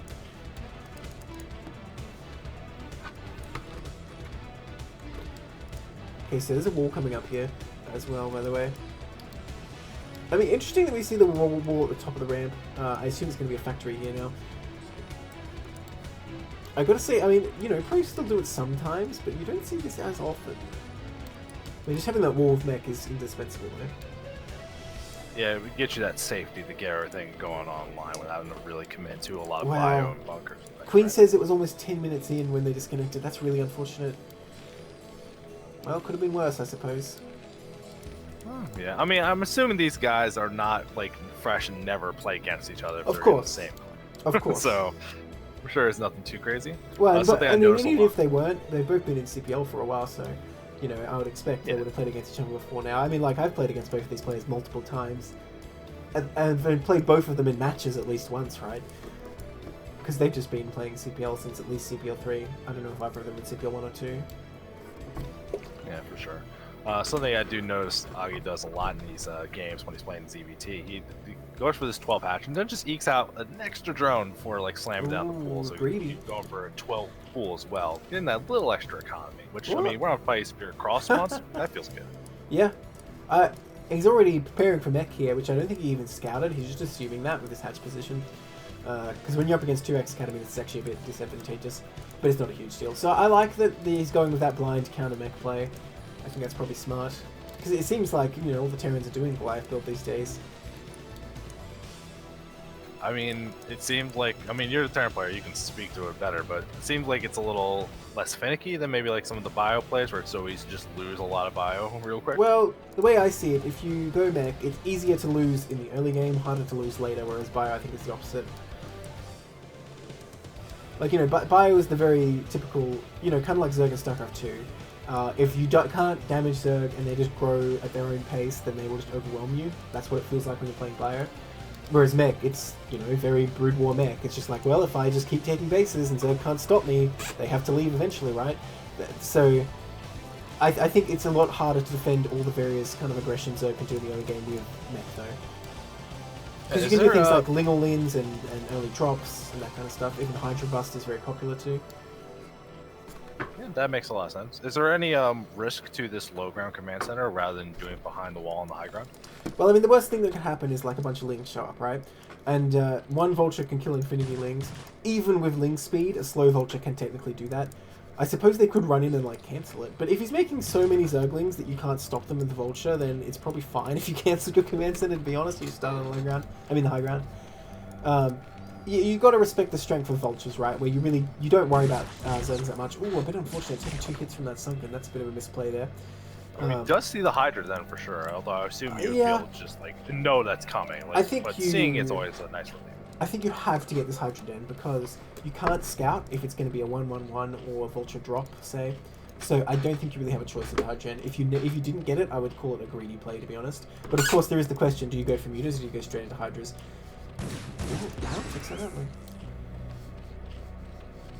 Obviously, Armory just completing and a second factory on the way. Starting to get towards the machine shop as well, so yeah. It doesn't seem like it's the 1/1/1 we're past. No, obviously we don't see that very often, and vulture drop even as well is not that popular anymore. But I'm just saying you have to respect the possibility. Because, you know, if you get lulled into a false sense of security thinking, okay, it's going to be Goliath build every time, and then suddenly like there's a drop of vultures in your base and you didn't get a Hydra Den, you're just dead. Like, if you don't have Hydras against that, there is nothing you can do. So a couple things that I've noticed, like watching some of these games. I'm curious what the difference is. Why are we going for vehicle weapons over vehicle armor? Because that's the one thing I see. Like I see armor a lot, I see weapons a lot. I don't know what's like the telling side of which one do you? So against Hydras, like weapons is just indisputably better, and against mutas it's armor. If you're making Goliaths anyway, obviously. So. Is seeing that Hydra Den, I don't know, maybe he's expecting no Mutalisk, but I think he's incorrect, because the Spyro's on the way. But I don't know, maybe he's just trying to guess it's going to be just Hydra, because Zerg could definitely go straight Hydra, we see it all the time. And once you get +2, it's really devastating for Hydras, because tanks can just one-shot them. So getting that +1 armor is definitely really key, but if he sees getting, like, Goliath range anyway, I don't know if he's saying, okay, I think you're going Hydra, but I want to cover your bases, or if he thinks it's Muta, and this is just a mistake, getting the weapons. Because with the bounces, right, it's better to get armor because you're getting the armor 3 times, right, with each bounce. Well, see, that was always the thing I wasn't sure, because doesn't Goliath get like +4 on a weapon upgrade? Yes, so but just by numbers, it's pretty substantial. Because they're doing explosive damage, actually a couple of reasons. So first thing is it's explosive damage, so it's only half first Mutalisks. Actually, yeah, half, that'd be right, because they're small. So it doesn't scale as well as you might think. And the second thing is the Goliath split into 2 attacks because there's 2 missiles. So if Zerg gets Carapace, it like adds +1 defense to that as well, like twice. You know what I mean? Just like Zealots with Zerglings. Makes sense to me. eBay completed now as 6 meters are on the way, but I'm not seeing turrets added into the main or the natural. To be fair, you only need like 1 or 2, so I don't think Royal's in that much trouble right now. What was I going to say? So the thing is, the weapon still helps, right? It's just the armor helps more. Oops, I keep clicking his name. So it's not like, oh no, he didn't get armor, he's going to lose. It's just, I think that's a bit of an error on his part. Vulture went down to the 6 o'clock base, died to those Hydras on the ramp, so should have an idea that the 3rd base on the way. You can see the Vultures actually looking like maybe they want to stand between them. But well, they're going to get caught here, though. So I really like Argy's play that he's getting this 3rd so early. Because sometimes, you know, Terran's trying to deny it for a long time while the mutas are out, but he really just takes it right away, even before the mutalisks are out, so that's a great move. I think Argy's in a good position here. Thing is, though, with this +1, that means you can get +2 quicker. Well, okay, never mind. I say that, but he hasn't started his starboard, so never mind what I was saying. Yeah, I still don't definitely see a turret have in the main. There's no turret in the main still. It could be a little dangerous. He's just making one near the factory now, but it is a bit late. But he's actually trying to move out here. I think this is a response to the fast that's a depot, dude. Or, oh no, that is a turret. That is a turret. Why would you build a depot there? Uh-oh. Here come the Mutalisks. Yeah, you're right, it's not done. I don't know, I think we're really thinking of moving out to pressure that 3rd, but he's going to be forced back here. And I think some serious SCV damage can go down. Well, not a few. One Mutalisk getting very low. Oh, does get taken out. Okay, he does have to retreat against the Goliaths. You can see that, like, the turrets wouldn't have been a big deal there if he had these Goliaths at home, but you know what, he's taking the opportunity to go across the map. And I mean, this is a pretty scary move. Against that 3rd, assuming you can get up the ramp, it's going to be tough for Zerg to defend, because that's the thing. Argy took it quite quickly, I think. Yeah, this is seems like Royal trying to go straight across the bridge and then like give him the choice of which base he wants to attack based on what's I mean, one sunken makes more of a difference than you might think, so I think going for the 3rd is definitely a play here. Decent amount of Hydras now. Well, in fact, that's quite a lot of Hydras actually, and the Mutas coming in as well. This Goliath build actually is going to be crushed. More Hydras out than I thought, so that's actually a big loss for Royal Blue. Wow, that's unfortunate. So many Goliaths going down. Yeah, definitely for Agi went very well. That provides an opportunity. Moving out into the middle of the map, trying to get some map control, but like this is like your opportunity. Like if you wanted to tech up or get another base, like Agi definitely has kind of the reins of what he wants to do. Well, the only bright silver lining for Royal is the fact that, you know, all the mutas just died, so we don't have to worry about that anymore. Really needs tanks in siege mode soon, though, because these Hydras just start to scale way better at a certain point, especially once they have speed and range. It does look like we're starting to add on tanks at least, though, not just pure Goliath production anymore. Yeah, I mean, the kind of ideal composition in this scenario for Terran is mostly Goliaths, which is like 3 or 4 tanks mixed in, because they just deal so much splash damage. So long as the Goliaths can buffer and do a lot of damage of their own, then the Hydras in kind of moderate numbers can't really face it. Of course, once you get to like max scale, things are different. You just want a lot more tanks, right? But in this early mid game of Mechs TVZ, then just a few tanks mixed in with the Goliaths can be devastating. So what are we looking for really as the next step of the game? I don't see like either player trying to take another base. I don't see the Queen's Nest starting to move towards Hive. I'm kind of confused on what like the goal is for the two players. Well, we don't see a starport from Terran, so that pretty much says that he's going to go for a 2-base push here. Like I was saying, with a few tanks mixed in, mostly Goliath. Looks like he's making a few vultures as well. So he's going to try and push across the map here just on 2 bases, I believe. Whereas Zerg, wow, still making mutas, that's interesting. Not with a Hive or anything like that, so Zerg's not going to go for Queens or anything here. I think they're just going to try and mass up Hydras and defend.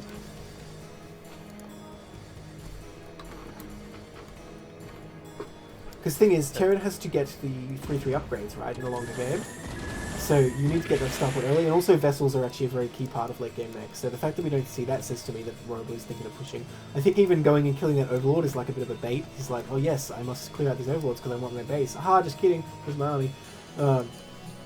We'll see though. We do see some pretty good upgrades though for Agi's units. Already completed the first flyer carapace, about the complete missile attacks for his Hydras as well. Yeah, he's building a lot of units, although right now it's supply blocked, unfortunately. I am intrigued by this mixed composition that Agi's going for with the Hydras and the mutas, with +2 as well.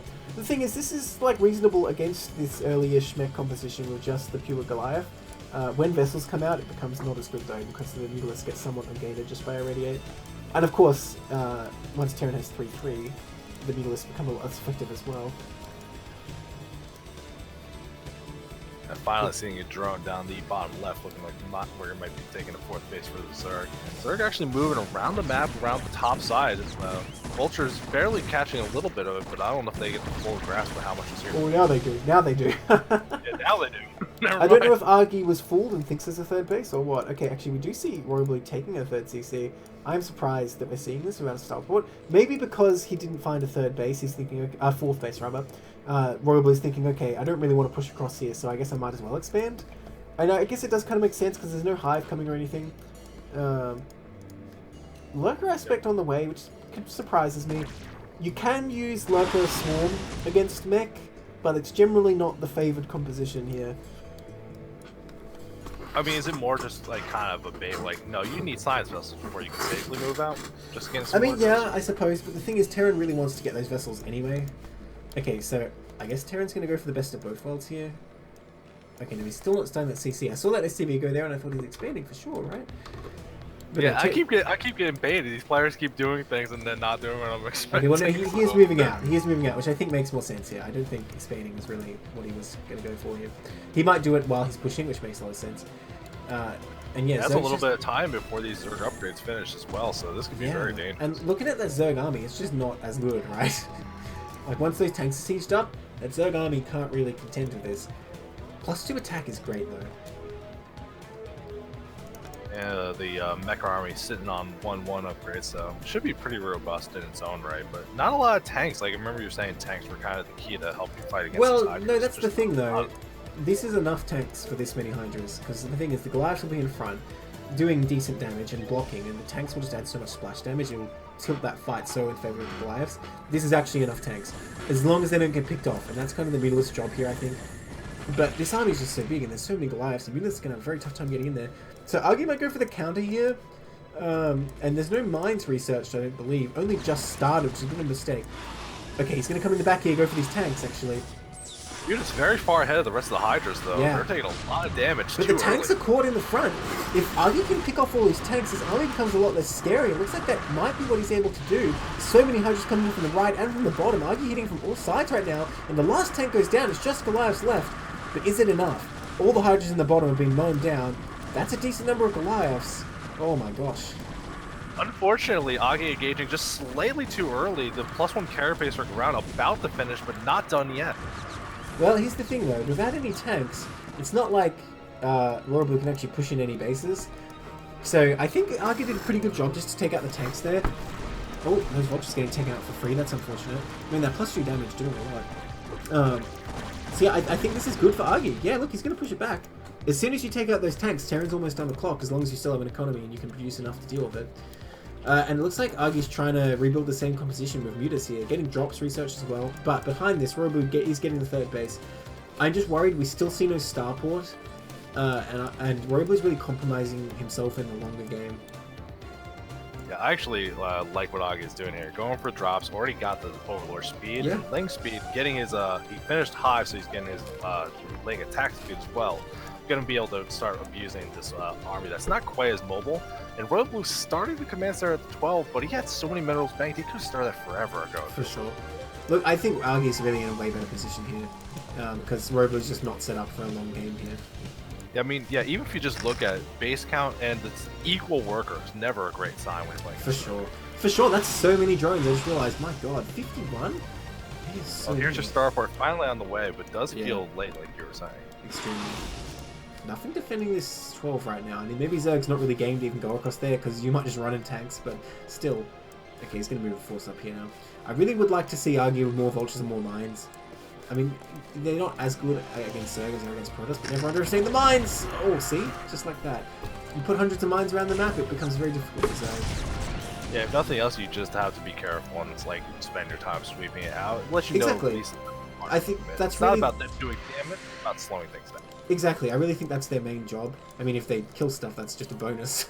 But yeah, especially against counterattacks, right? I think if he had mines in that last engagement and put them north of his army, maybe it would have been a bit tougher for Zerg to get in on those tanks so easily. But okay, he's laying some down now. And you know, Zerg's only on 4 bases still, so this isn't too bad for Royal Blue. Yeah, definitely not that bad of a situation. Royal Blue needs to start getting more gas, though. Very gas-starved right now. Finally finished the refinery. Well, that's why I'm saying I'd like to see more vultures, right? Turrets. A couple vultures moving towards the bottom left. Going to see a lurker and a couple sunken, so they're not getting anything done. Well, I think it's worth doing this when you already laid your mines. You might as well, although not the best micro. Could have got a couple more drones there. Oh, the mines. Hydra's got to be careful. How did that only get 1 Hydra? Oh, okay, there you go. Wow. Good value there. So he's already almost paid for those vultures. Royal Blue's main just mining out now. SP's kind of hanging out, not really getting a lot done. So Royal Blue, I think, needs to start thinking about how he's going to secure his next base. Otherwise, it might get out of hand. You know, it's like 17 minutes in the game, and Royal Blue's still on 1-1. That's actually a big deal because Agi's doing such a great job with his upgrades. He's got the Hive Hub, and +3 weapons is on the way. No, missile weapons, that is. Weapons. You were saying this, the starport was so delayed. We just finished the science facility pretty much, so the upgrades had to have been delayed. This is a big deal. If Zerg can get a big attack going before Terran gets to +2, I think he's going to have a considerable advantage. But the thing is, it's not the usual logic for Zerg to attack at this kind of time with this kind of composition, so I don't know if we're going to see that. Okay, these vultures sneaking in. Oh, how much defense is there? This could be huge. Not a lot. This is going to be a lot of damage. Yeah, already 2 drones going down, and more will follow. Oh, can he block with the mutas? This makes it a bit harder to target, but not that much harder. And yeah, oh my god, are there any drones left? Okay, there's actually quite a few. But still, not bad for Royal Blue at all. Considering that he didn't spend any gas there at all, that's totally worth. Yeah, like these kind of small moves here and there. We do see in the production tab Burrow being researched, and I'm not sure what that's going to be used for, but I'm just so excited for like that first drop from Zerg. That's always like terrifying. Well, hey, if there's no vessel in the army and you just burrow all your hydras, he might be unsuspecting. If you unburrow under the tanks, it's going to be pretty good. Yeah, it's be pretty good. We're seeing a giant move towards the left side. Lots of overlords, hydras, and mutas. So this might be the move to like pull this army around a little bit. And there's only a couple turrets at the natural, not a lot to defend the. Yeah, I mean, I gotta say about this lurker aspect, I'm not sure it was really worth it because I think he's made 1 lurker. But if you're gonna get swarm he's got a couple and do on a the drop, right side. Lurker swarm drop, totally worth. Oh wow, look at these vultures sneaking in out of range.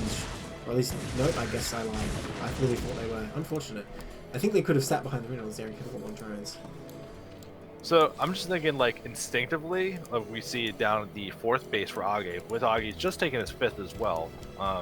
The Ultralisk Cavern finished and started to work on the upgrades for that, but like, isn't Ultralisk not super great against mech because siege tanks are so good against them? And well, yeah, I mean, in a way, it's like if you have to fight the tanks, which, you know, in an ideal world you would never do, they're kind of the least bad thing to have. Under Swarm, they can get stuff done, but Terran is definitely, like, if all else is equal, Terran definitely has the advantage there. But, you know, maybe catch them on siege, you get a big flank, you know, you have Swarm. There's ways for Zerg to make it work. And Ultralisk are just so tanky and do so much damage that they really add a lot of power. Even if they aren't, like, you know, efficient or a counter per se. Okay. Yeah, this is 9 o'clock. There's so many units there that he's, like, prepping for some big move, and I can't wait to see what it is. I think maybe just waiting for the Royal Blue to move out and do a counterattack and just set it up. Yeah, if he went right now, the Goliaths have to move, like, one screen to the left, and then he's screwed, because there's so many of them. But yeah, Royal Blue really needs a 4th here. But where do you take it? Look at, like, there's so much vision for Age all over this map. I think the where play do you is... actually go for it? Oh, he catches them loading up. That's huge. Wow. I mean, if nothing else, fly away. They just don't die to the vultures because they all get loaded up into the ships. So. I mean, I think the vultures were going to die to the hydras more like there. There's a lot of hydras there. Look, I think the play for Royal Blue here is you just move to the right and you just try and split the map. Because that's a Terran victory, right? If you take 50% of the bases, you've already won. And, you know, Zerg hasn't got anything up here. You can take 50% of the map and then very easily deny the 9 o'clock. And I think you have a pretty good path to victory from there. Yeah. Agi finishes the Defiler Mound, actually working on towards a Creator Spire now, looking like that's going to be his way to siege around the map a little bit. Given that there's so much passable terrain on this map, that makes a lot of sense. For sure.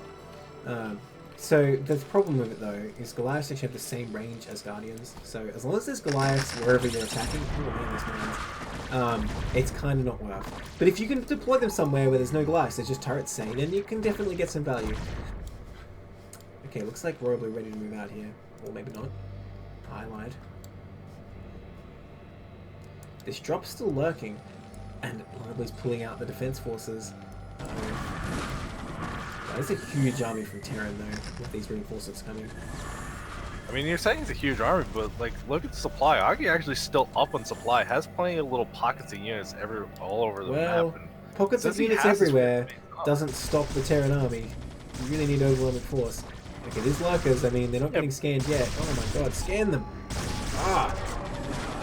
Okay, well, even though they did far more damage than any right to, they still did almost nothing. Like, as you said. Well, here comes that drop from the 9 o'clock finally. Seeing the move out, so here's the time for the counterattack. But at the same time, he's getting to the natural here, and I mean, this force is not sufficient to repel the Terran, even with his Octopus out. So, I don't know, if he can take out the main, it would be a huge deal for Agi, but at the same time, I feel like this push from Royal Blue is deadly. There's a lot coming in from the left side, though. Oh, there is too. Look at all those Ultras. He needs to siege up. The drop going down at the same time, they're taking out the turrets at the natural. Oh my gosh, there's too much to keep track of. No, I think the Terran army will crush through here. I don't think there's any way that Agi cleans that up. But this drop is huge. That's a lot of Hydras. He can take out these factories very quickly. He has some hitting supply depots, though. He needs to focus on the factories, shut down the production. Well, here's the thing. Does Terran have enough Goliaths to deal with these Mutalisks? They have +3 carapace. Okay, looks like he barely cleans them up, and the tanks remain. But the main. Because this is all Royal Blue has in the bottom right. Looks like the main will be taken out. These Goliaths popping out, probably not enough. The natural CC gets destroyed. Uh-oh. Yeah, so now Royal Blue's stuck on one base of economy right now. This is gonna, like, he had a bank of minerals bleeding through it very quickly already. And it might be 0 bases of production soon. Oh man, I gotta say again, these upgrades from Agi are so good. Like, he's an upgrade ahead of the Terran, and he's really just crushing these Goliaths. Yeah, actually getting the Greater Spire just for the upgrade, right? Like, oh, is that what he got it for? Like, tapping it out, like, not for Guardians or Devourers, just to get the upgrades. That kind of makes sense, actually, because with +3 carapace, meters, you know, they can try. The only thing that really stops them is a radiate when they're in large enough numbers, and we see that Royal Blue, they go for the start. I think Royal Blue cannot reclaim this main. Yeah, I think this is over. I think he's going to take this all out. And even like in desperation, Royal Blue trying to take a CC up at the top right. Yeah. Under an Overlord though, so totally spotted. Not going to get in. Yeah, Royal Blue actually bringing back his whole army, so even after fighting so hard to take that position, he has to come all the way back here. Oh, so many Goliaths have popped out and dying as well. GG, wow. What a game.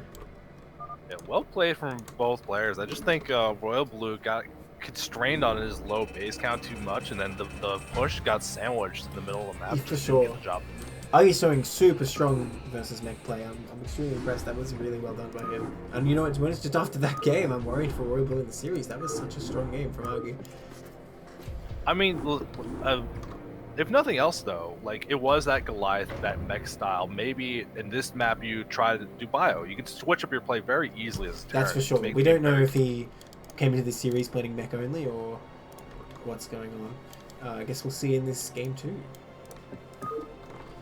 I'm hoping that we see some bio. Like, it feels like you want something a little more mobile on this map anyway. There's so much open space in the middle, and just be able to shut down base a little better rather than like wait for that big late game mech army.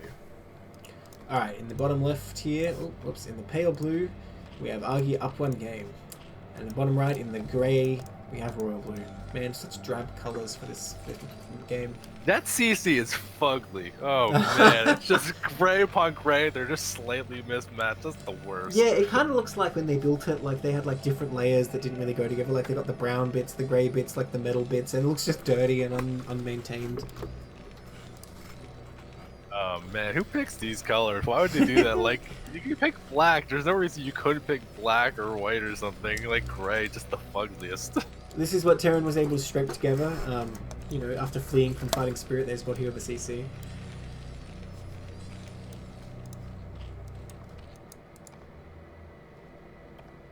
So you play a lot, Terran. Like, what are you looking to do on this map in particular? Because I think 3-player maps play very differently than something like Fighting Spirit, or even just like a 2-player map where you're just like, I know the spawn, I can just like slow push my way across the map or something. Like, sure, what does Neosofa do to you in this? A couple of things to consider. By the way, I think he's going mech again. If you're going bio, the main is fairly easily droppable, and the other main for Zerg is actually, like, you know, always equidistant because it's a 3-player map. So you kind of have those advantages when you're trying to put on pressure. And you can take your own 3rd and 4th quite easily, I think, because the fake high ground and the mineral only are not too far away, and they're quite easily defensible generally with bio.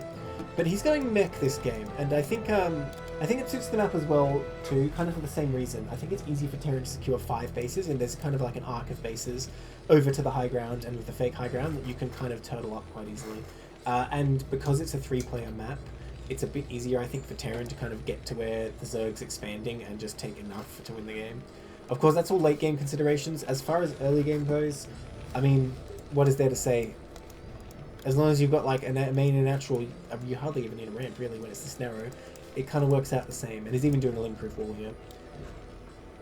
Yeah, I always just get a little concerned because I watched a good amount of this matchup on this map particularly, and it's like this fake high ground, like saying it's a fake high ground, doesn't really give you the advantage. And I just see Terrans getting forced into taking that, like for like in these positions, that mineral only that's at 6 o'clock, and I don't actually see them really comfortably getting that 5th base that you're talking about.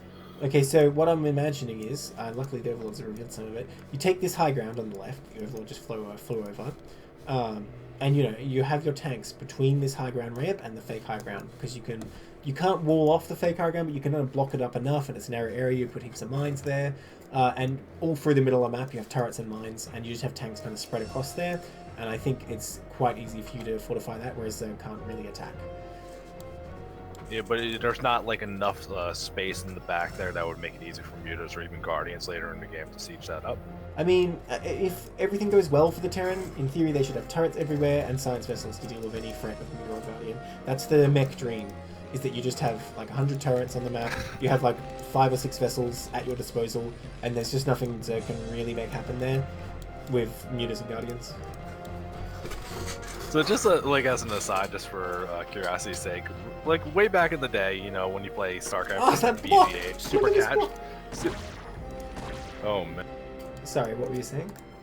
No, I was gonna say, like, when you're playing like way back in the day, you play BGH or Fastest. You're playing. I play Fastest a little bit. Yeah, so if you're like a mech Terran, is that like if that's the way you play, where you're just like no rush 20 every game? Well, back in those days, I played Zerg. And I would just make pure Hydras. I was one of those guys on Fastest. I was the same way. Yeah, I was one of those guys on Fastest. You fill your entire base with hatcheries and you're just sending Hydras until the game's over. That was me. I did mass Muta, Oh, so yeah. I get it. That's probably better in Fastest, to be honest. But yeah, back then, like, Fastest was the only melee map I really played. I played, like, with my friends at school, but, like, none of them had Starcraft at home, so I would just go, like, hatch first, and, like, they would, like, never take an expansion, because it was pretty easy. But, like, online, I never played any melee games except Fastest. So I didn't really learn much. Yeah, that Vulture might get taken out if it's not careful. Doing a lot of damage unnecessarily there. I mean, there's still sunken here. If he walks forward, Of course. that's... Yeah, so you got to be very careful. I mean, last game he took damage from the sunken, so it doesn't work well. And we got the lair on the way for Agi as well. So this seems like it's shaping up to be the same way. So what do you want to see different for Royal Blue in this game compared to Well, I think if he wants to do the 2-base push, you got to get Siege Mode faster and go faster. And if you want to take the 3rd base, you get the Starport faster, and you got to get vessels and extra upgrades. Because he went for that big push, but it was late, and he was kind of expanding with it. And obviously it got cleaned up, and so he wasn't really set for a later game.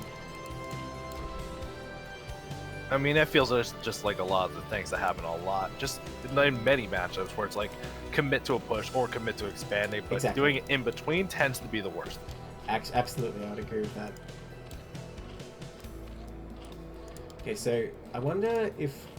Okay, he's getting a second guess. I was going to say, will Agi go for mutas again? And yes, he certainly will. Looks like he's happy to go with the same strat, seeing that it worked last time. We'll see if... Yeah, there was no like real hiccups in the road for Agi last game. I don't see why you would force your opponent to adapt. Well, it looked scary with that push that came out, right? But he kind of had just enough that once he took out the tanks, it was easy to clean up the rest.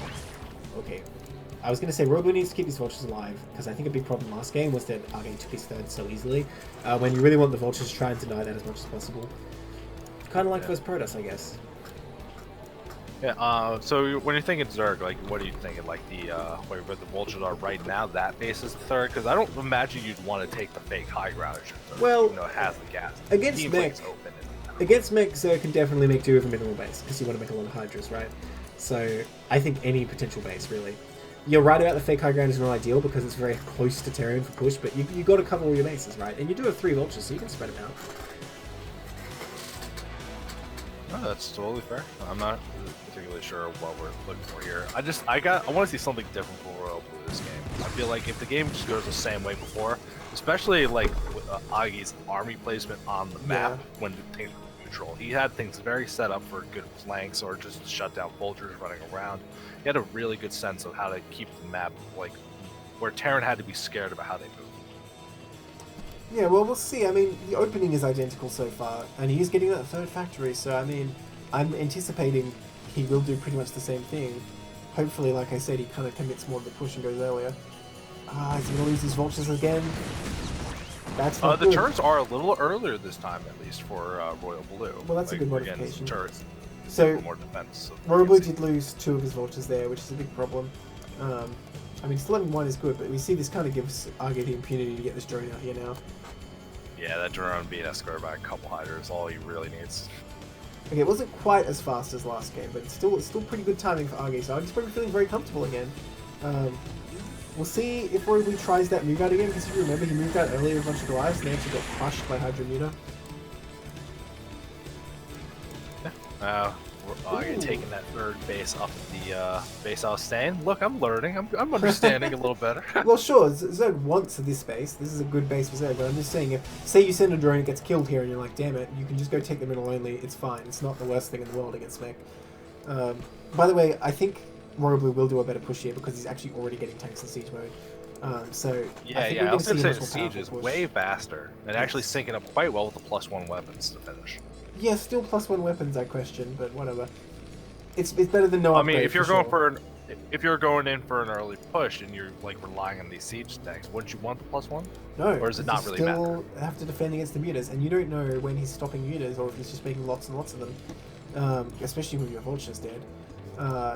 And if all your Goliaths die and you have tanks left over, like you're still gonna die because a single muta will clean up all your tanks. Yeah. Well, Agi switched all his production straight into Hydras, not really adding on any more mutas other than these initial 5. Yeah, I noticed he didn't even go into Robo's main this time. It's interesting. You'd think you want to at least confirm what's going on, because he could have a starport right now. Obviously, he certainly does not, but you want to know. But I guess Agi just saying, oh, I got you pegged, you're going to do the same thing again. And I guess he'd be right. Yeah, I mean, if you just have a beat on your opponent like that, I don't think there's anything wrong with that. But curious to see where we're gonna go from here. We're not like Agi is like not setting up his units, like just kind of having a clump outside the base. I'm not sure if it's gonna go well. Diving forward with the Mutas into a bunch of Goliaths. Oh, this is a terrible attack, I think, from Agi. With these tanks sieged up here, yeah, that's a disaster. Oh dear. Not sure what prompted that, but that was a big loss for nothing. I don't think he killed a single unit, did he? Wait, did he kill one Goliath? I don't know. Nonetheless, you're losing a bunch of Hydras. Not enough to matter. No, and that's compared to last game, Age was really droning it up hard early in the game here. Not quite as much this time, going for more of these Hydras, maybe seeing Royal Blue skipping on the fence. Yeah, I mean, I'm questioning that he would try and attack in there at all, though. Even if it was only Goliaths, I'm not sure if that would have worked out that well. It's, you know, kind of an anti-timing because Terrans just finished their upgrades and his weren't quite done there. Like his +1 carapace, we can see, is still on the way. Agi didn't go to the base, really didn't have any ideas, so you're saying it's an anti-time, but Agi kind of playing in the dark here, just decided to poke forward and not into the best dark, maybe don't be aggressive, I don't know. Well, he's taken the 12 o'clock main now, and then it was pretty much uncontested. No presence on the map from Terran right now, just turtling up and building up his forces. I expect we will see a push fairly soon with these tanks and Goliath. So, yeah, like I said, the same kind of push as last time. And we know, other than that one attack, everything does look pretty similar. Are we getting lurker aspect again? I would still question that a lot. Like, I really don't think they're that useful without Swarm here. Or maybe a drop, I suppose. Yeah, I'm not particularly sure about that one, but maybe just because he has the extra time and like economy to do it and get it done now so he doesn't forget it later. It's the only thing I can think of. I suppose. Not particularly sure. But wouldn't you at least start the Hive first then if you want to go for Lurker Swarm? Which I don't think he's going to because he didn't go for Defilers last time. Yeah, he had the Defiler den last game, but I don't remember him actually making one. The Queen's Nest alone was quite late last game as well. Yes. Really relying on the Hydra Muta to control the map. Well, I think it's fine to get a relatively late Hive. I don't think there's anything wrong with that. It's just like I was saying, I think the Lurkers without Swarm are just not worthwhile.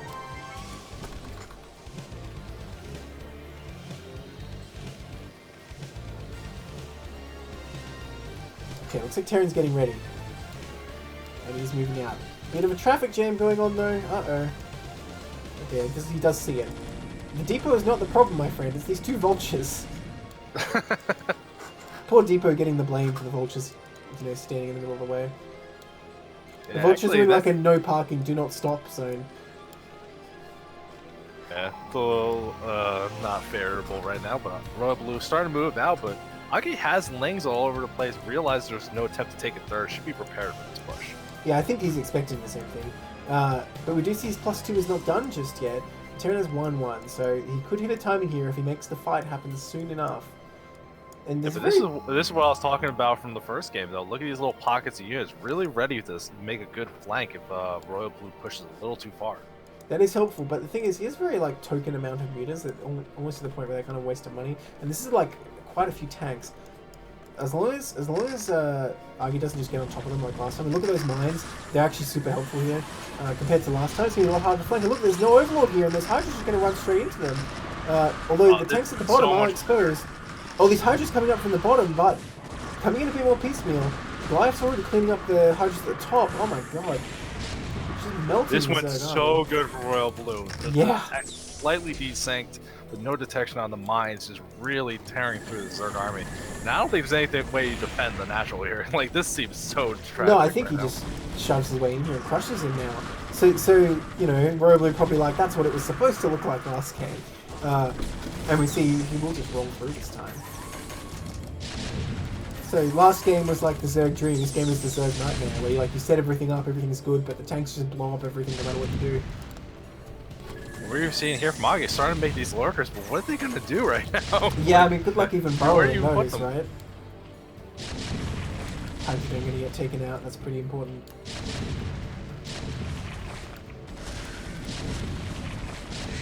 What does he have? He has like 5 mutalisks. So we're fighting back. Yeah, and even though the attack's going so well, Royal Blue already fixed a mistake from the last game, taking his third behind the attack, not waiting until it's completely over. That's a great move. Much better situation for Royal this time. Yeah, for sure. Really cementing that advantage. I mean, again, this is like token amount of mutas. You really need like 20 or more to take on these Goliaths. But he's kind of mixing his money between Goliaths and mutas here. I mean, sorry, Hydras and mutas here. Oh, that lurker might finish. I mean, that's not gonna do anything. No, it can run away. It finishes so it can run away. Oh, and it's dead. Yeah, all the tech's going on for Argy here. I mean, you can't really play Refugee Zerg like this when all your drones and tech are dead. I think that's going to be the end of this game. Oh, that went so much better for Royal Blue. I'm excited for game 3 now. Yeah, now it's on. Now it's 1-1. I'm just going to be right back very quickly before we get into that game 3. No problem at all.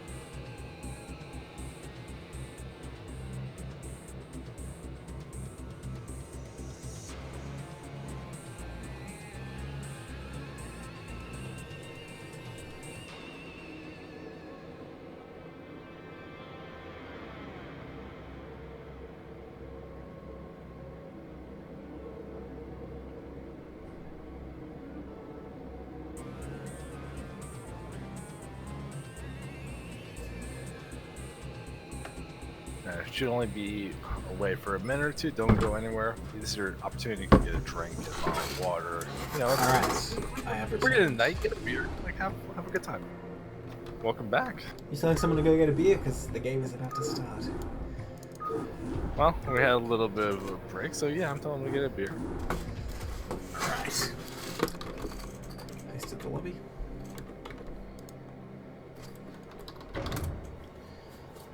I love watching this map with this matchup. Like, match point for this matchup is so freaking cool.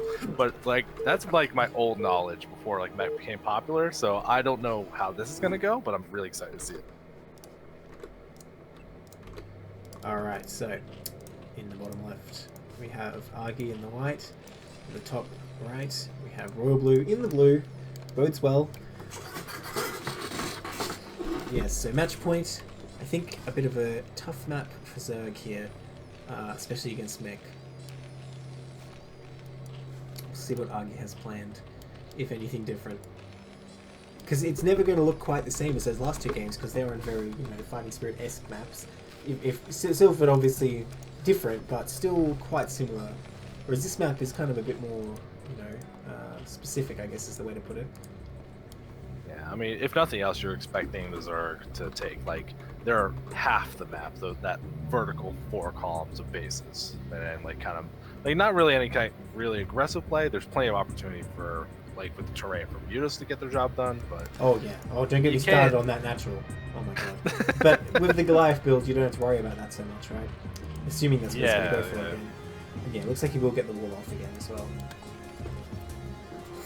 But I mean, there is a little bit of constraint where you have to move your army in a very particular way, right, with the mech, because you can't just go up that ramp. You have to go around the high ground pod. So for in this the way we're laid up now, like Terran has to go to the middle, then up and around past the mineral only. Like it's kind of predictable how they have to move around the map a little bit.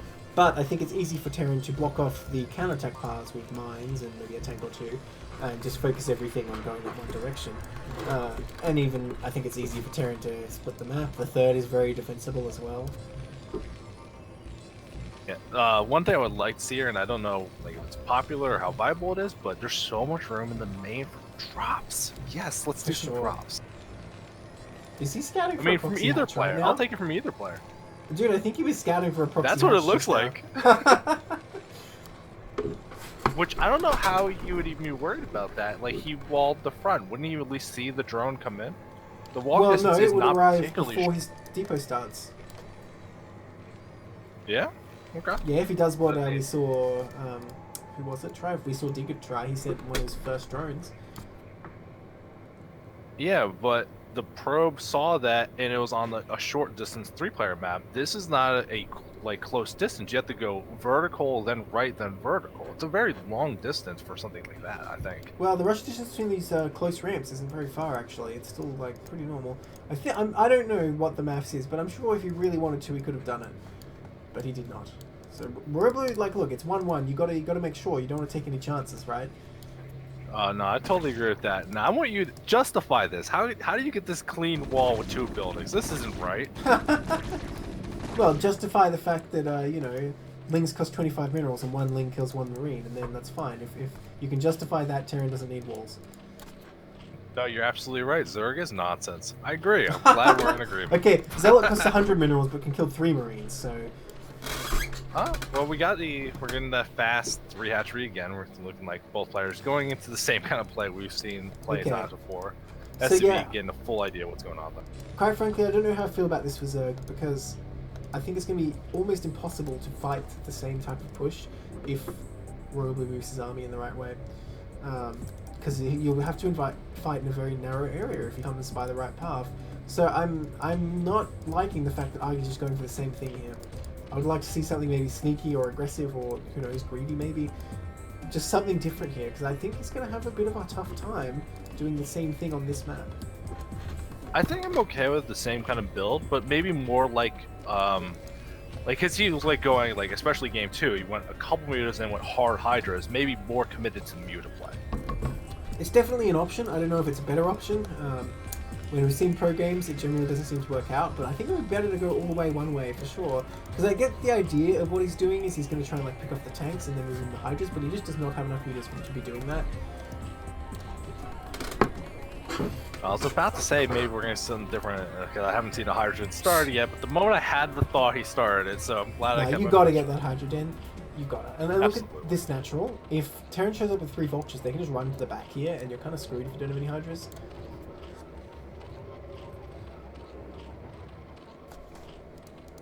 I mean, there's still a little bit of you have to maneuver around. In fact, that's why he gets that Evo. Just run right past. That's why he gets that Evo so early, because he's worried about that kind of run by. And meanwhile, command center for the Terran just about to be finished. So everything, like, both players just getting into the game they want to play without any particular problems. It's really going to be that kind of adaptation. Is this academy a little earlier than usual? Armory, you mean? Oh, I'm sorry. No, that's normal for this build. It's been a long day. They don't call it the Goliath build for nothing, man, so you gotta get that armory right away. No, I thought it said academy, not armory. So I was like, it would be an extremely feels like early for scans. It would be an extremely early academy. If I saw that, I would be like, is he gonna just throw down 3 barracks and like never use these factories? And these factories are bait. Well, I mean, you've seen that. You've seen Flash do something like that a little bit, where you find like biomech with the bio. Well, the problem with that is you have to get the Goliaths out first to deal with the Mutalisks, because if you try and build barracks now, you're not going to have anything in time for the Mutalisks, and they're just going to tear you a new one.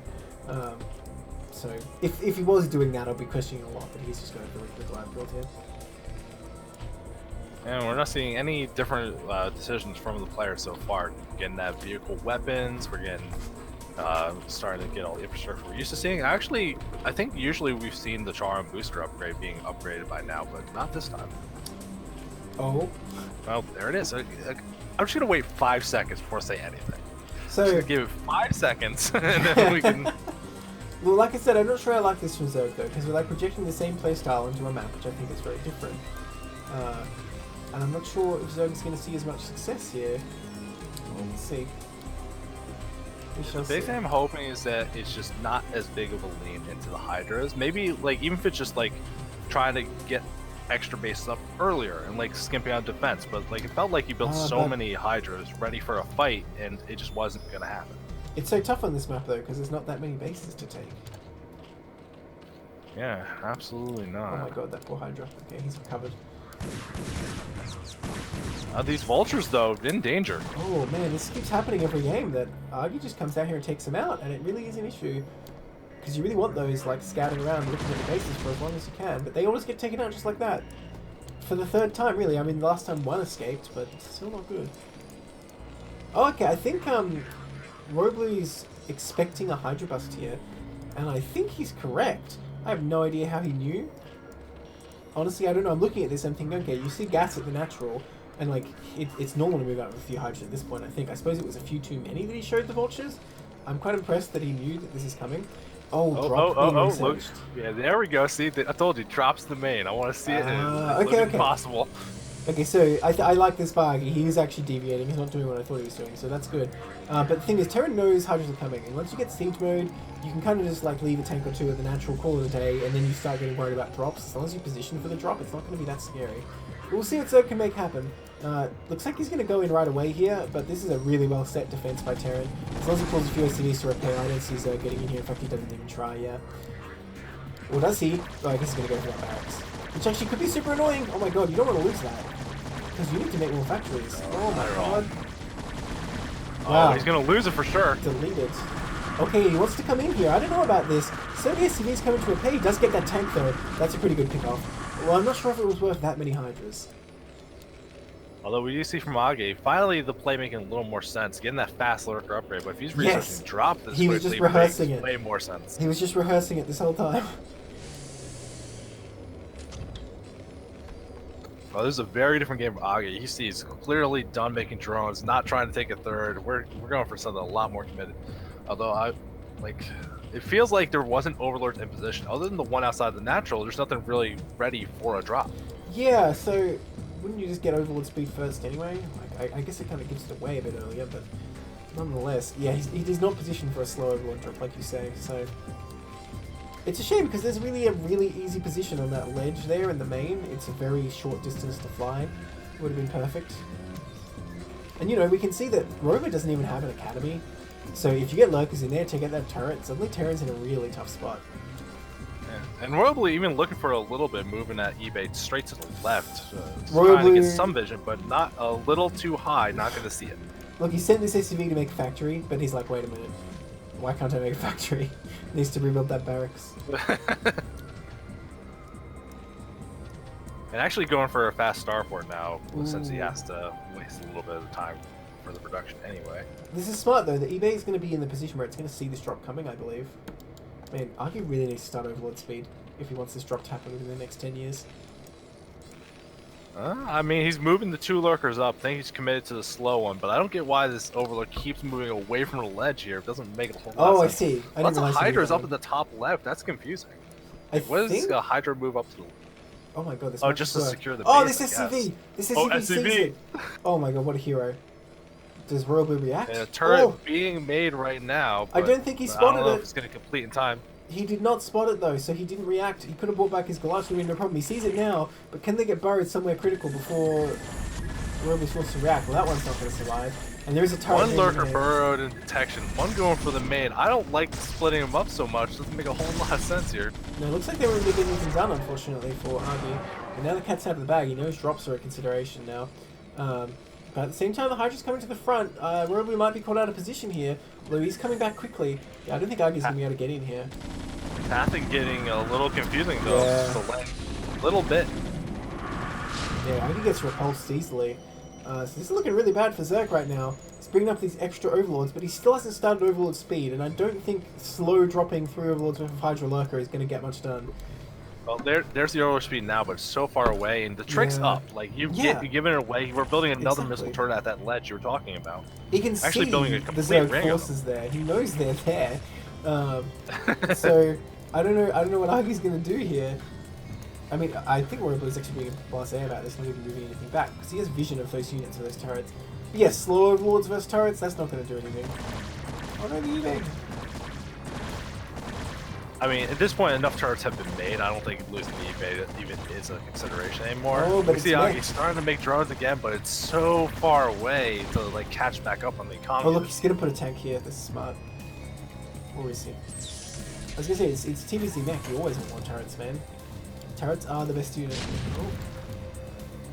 But he already started a bunch of them. Like he's good. He's got enough turrets for now. Science facility about if this game goes long, you want like like not even exaggerating, 25 turrets in here would be okay. Because they're coming over Doom Drop or something. Yeah, but like we saw Royal Blue setting up for these big 2-base pushes. He's like double the work account from Agi. He went for a trick that didn't work. Yeah. I think Royal Blue's sitting real pretty right now and just wants to make sure he can get his push off. For sure. Seems like he's prepping up for something. Gotta be careful he has enough energy for lurkers if he does push though. I guess that's the one saving grace of the lurkers in this situation. And once Overlord Speed is done, you do have to watch out for those counter drops. I mean, look at the natural, right? There's this big cliff behind it, and there's no turrets really defending that area, so if Arky comes in just right with the Doom Drop while Royal Blue's away, he can still get something done.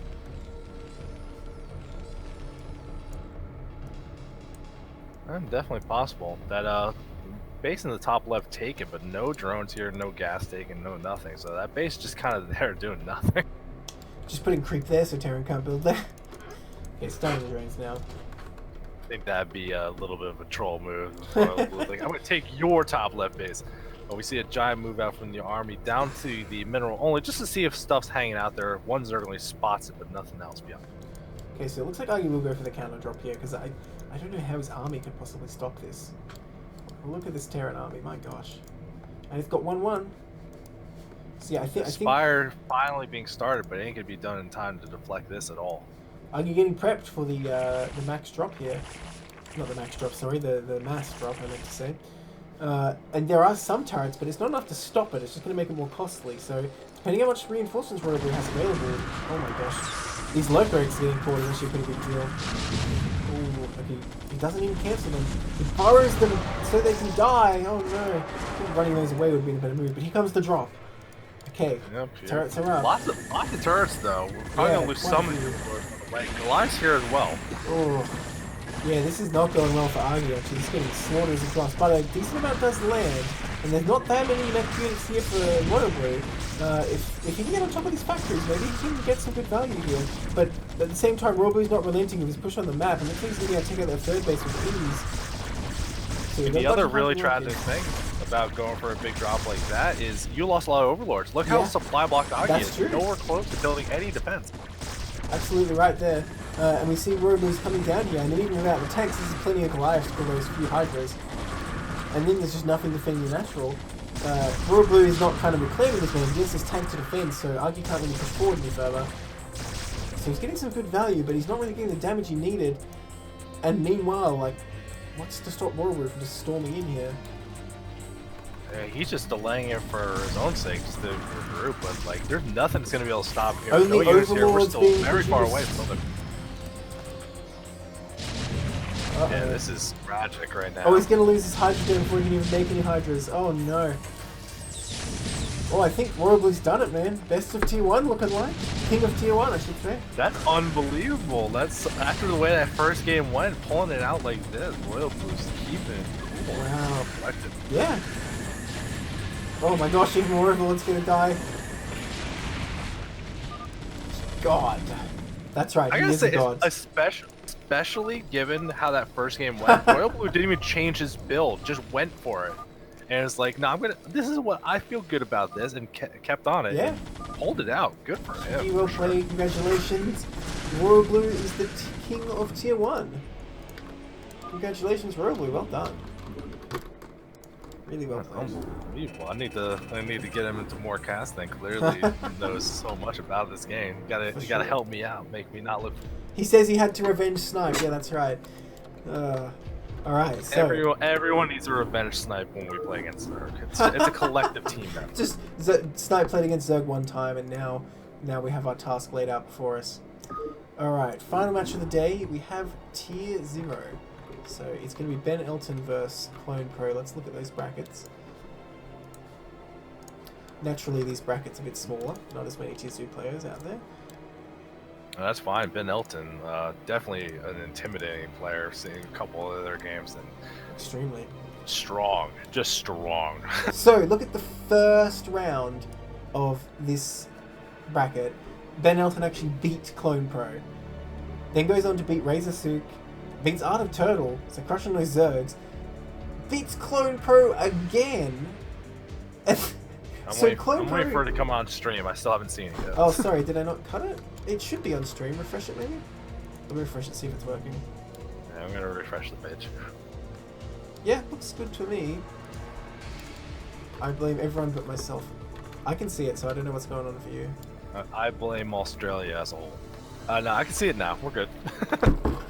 So if you see this, Ben Elton actually beat Clone Pro twice in the earlier parts of the bracket. So Clone Pro went down to the losers, won, got put back down to the losers by Ben Elton, and won again, and now he's finally here for the finals. Well, no, Ben Elton won the first match. Clone Pro won the second. Oh, sorry, I'm looking at this wrong. Oh my gosh, Yeah, actually, so yeah. this is like ultimate decider match. Oh, sorry, yeah, I didn't realize that. Okay, so both players have wins under their belt. Ooh, oh my gosh. All right then. This has so much storyline. Then this is exciting. Yeah, for sure. All right, let me host it up. Oh, I hosted it public because thanks Blizzard. So you better. I forgot to put hashtag thanks Blizz in the stream title. Literally unwatchable.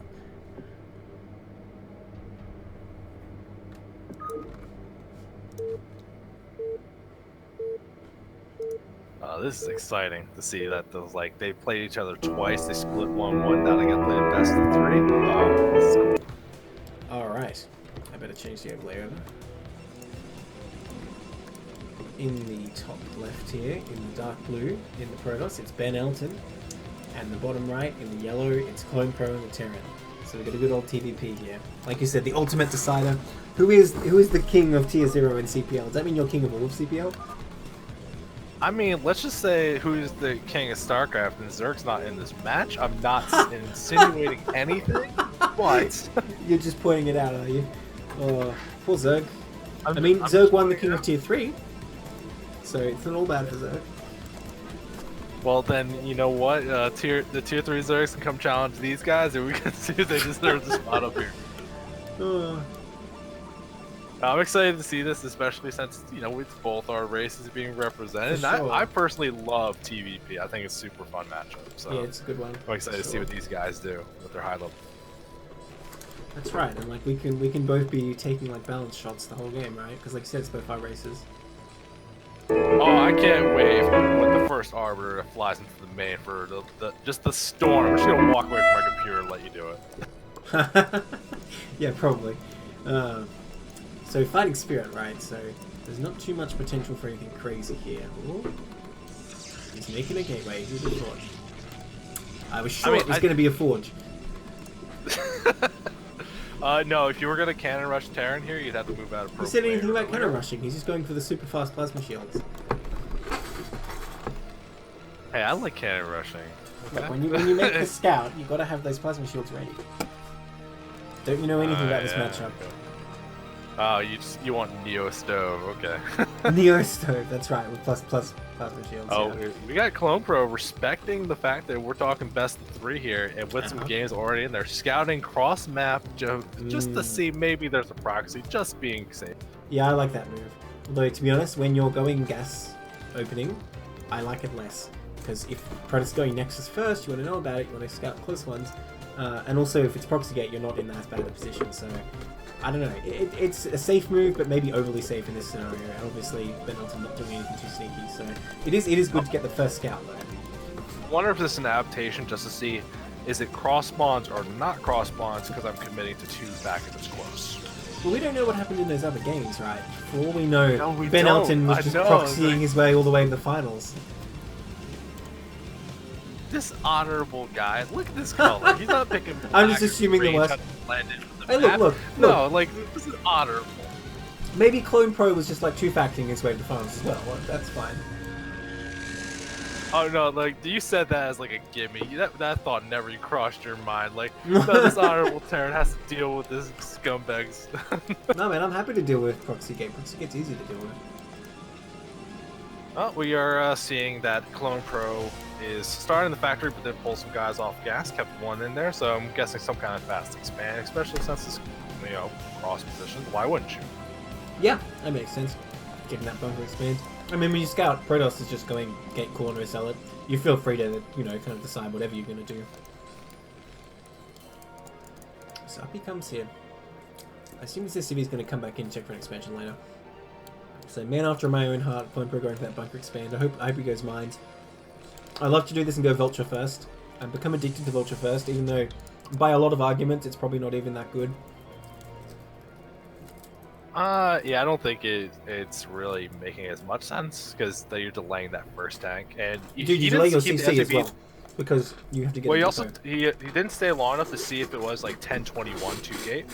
Like he left a little bit too early to see if it was going to be that kind of that goon pressure build. Now I really wish we went Vulture first because this is Goon Scout. I just realized Protoss never scouted. I don't think there's any really particular reason to. You can wait till No, that I know. first I'm just unit. You don't projecting need to. my own, desires. Because a Vulture could be out of the map right now. You sneak past both of these goons, you kill 4 probes, bam. Oh, this SCP getting back in, seeing the Nexus is going to come up here and see no commitment to anything cheeky, just a robo. We're going to be safe. For sure. Survey plays extremely normal build so far. That goon's pretty aggressive. I guess he wanted to poke in and make sure the CC was there. I believe you would have seen that from there. Actually, I don't know if he got far enough to see it. Well, he probably will soon then. I hope. If he doesn't confirm that CC, that's pretty brave. That SCV scout in the main going down, and we got the 2 goons moving towards the front. I want to see. Come on, Ben Ellen, be a hero. Go for Reapers. Like, go for the aggression. Don't get observers In and cross like be positions? passive. I mean, we're talking like fun, not like what you should be doing here. I want to see pros take a quick third. If we're talking like what you should. You want to see a lot of things, don't you? Yeah, I do. I really do. Oh, maybe But, he like, is going Reaver! How did you know? No, it's 'cause that's what I want. He wants to give me the presents I'm looking for. It's Christmas early this year. Wow, it turns out since you're actually a genius of builds, he can just predict. No, I mean it's not like something that like makes sense from what I'm seeing, but you see this early bunker. He didn't go Vulture first, like you're saying. We're rushing for the siege tanks. Fast third makes a lot of sense, but wants to put the pressure on, especially since that drop can see what's going on in the main gate. You have a better idea what you're seeing. Uh-oh, the bunker's going down. This might be too late. It might be too late. Here's Okay, 2 the tanks tanks though. Should be able to deflect this. Oh, takes Loses one one out. tank, though. but not both. Should be okay. That's really good micro by Ben. He didn't lose a single goon. Damn. None of them even took damage, really. Just a Yeah, little bit on 2 of them. that's amazing. crazy. He's so good. Guys, Tears remember zero. the rhyme, 1 SCV per goon, or that building will die soon. So, only had 1 at first. Almost lost that bunker. It's all about the rhymes. That's what Starcraft is really about. You know, some people say it's macro, some people say it's micro, build knowledge. Nah, it's about the rhymes. Man, this is super annoying for Clone Pro. He doesn't really want to See, poke that just tank out. about to finish, though. Yeah. But already, losing 1 tank there is pretty huge when a Reaver is coming, because he didn't go for this academies, right? So he's not going to be able to get any turrets or anything in time. He's going to be relying on tanks and marines to defend. And when you have 1 less tank, it's going to be all the harder. I love what we're seeing though for the pros player. Taking the third like you should be right here. For You sure, see, really they strong can start. rush siege. No early thing, but he's going for shuttle speed too. Really wants to put some pressure on, and I dig it. We already see Clone Pro building some of this stuff a little bit to the left, giving that little extra warning time, but this might be really dangerous, this Reaver coming. I think this might be slightly greedy by the Protoss, because sure you have a Reaver, but with only 1 gate third, if Protoss was, if Terran was going for a 2-base push, I think he could actually fight that back and push pretty easily, but he has read his opponent correctly that he's not going for a 2-base push here, and the Reaver hopefully will get all the damage. I mean, if you're just thinking like strategy, like you're talking this kind of map, fight spear, so easy to take your third Cross positions defensive. too. Your cross positions, like yeah, like this is like really sure. reading into what you're expecting. And actually, Ben Ellen's like chilling out just a little bit here. Curious what he's waiting for. Is he gonna go in there? Maybe he's waiting for shuttle speed. I think that must be it. Oh, he's waiting for the observer. He's waiting for the observer to get some natural see the army movement. A couple of vultures on the map though. There's a wall that's going to protect the third, so the vulture's going to see what's going on. I noticed vulture speed done before mine, so there's a lot of harassment potential if it goes to natural here. But speaking of harassment, 2 kills already. 3, I think. Oh, this next shot's not going to kill many. I know that for sure. See, look at that. Oh, sometimes you just know. Okay, but he's going to try and do some more. Oh, man. Oh, no. Okay, come get okay. it, come get it. Clone Pro does a good job of moving those back. They could have been killed pretty easily there, but luckily he does move them back. But it's not over. It has the Zealot dropping it into the tank to distract. That last shot did that's so big. much. Yeah, and he's flying back into the main now with shuttle speed. How do you keep up with this? Oh, the SUV is getting so clustered. It seems like Clone Pro doesn't really have an answer here. The starport not done. Oh, he doesn't drop though. Bit of a mistake there, and the Goliath is out now.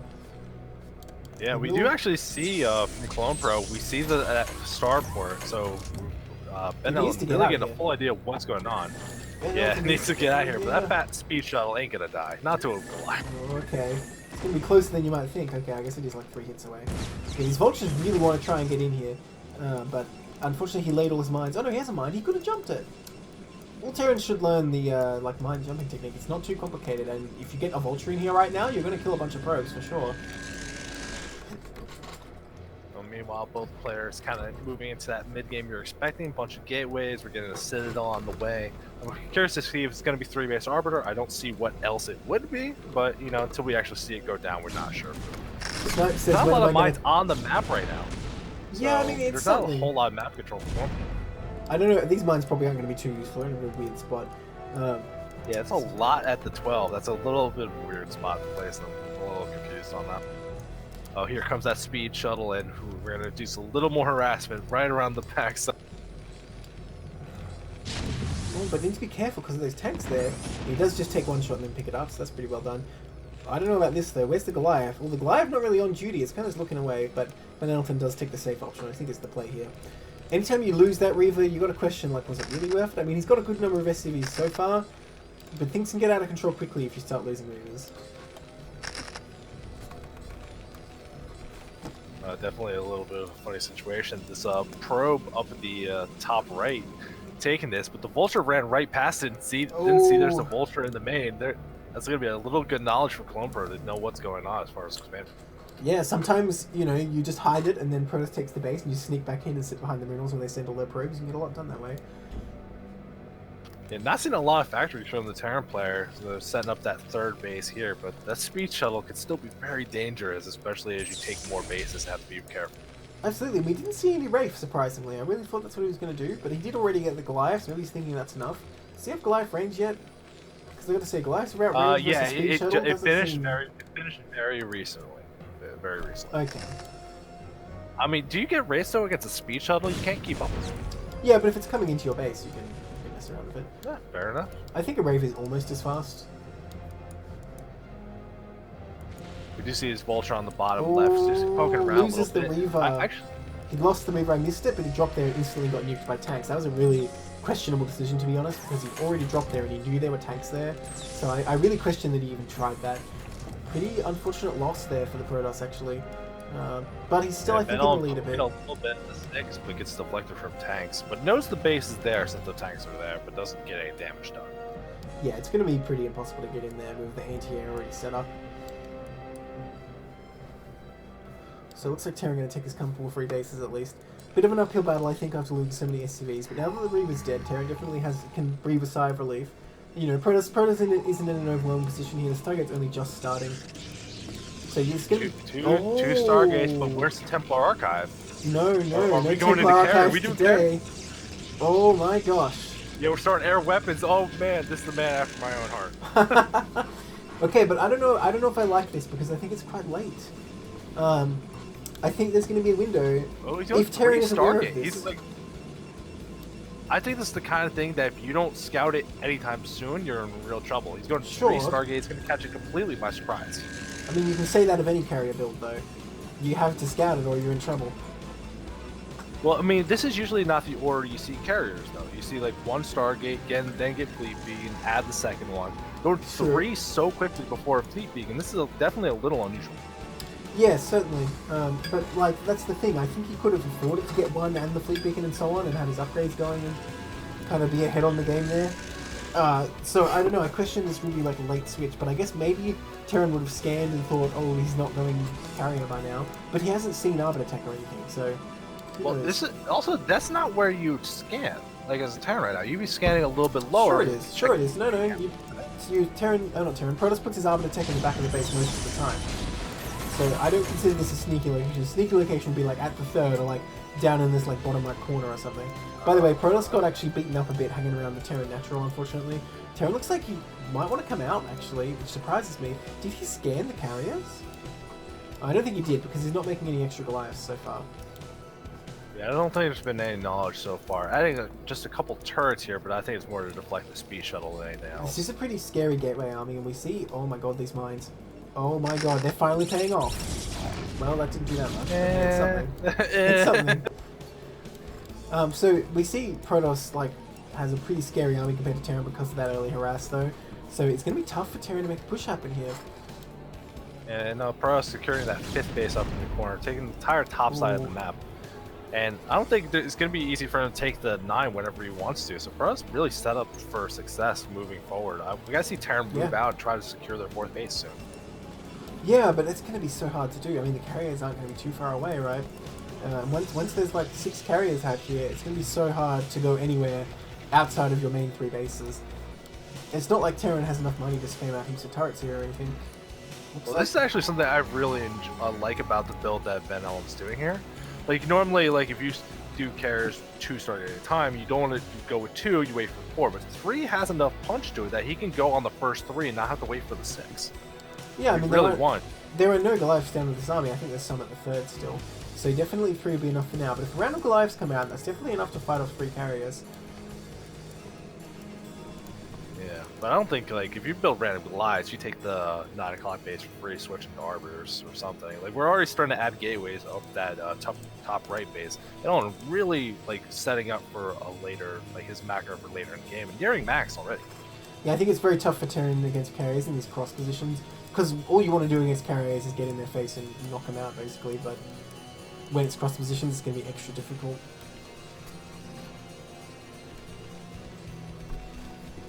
I mean, Ben Elton's setting up for an engage here as well, so I think the moment Clone Pro moves out, he's going to regret it.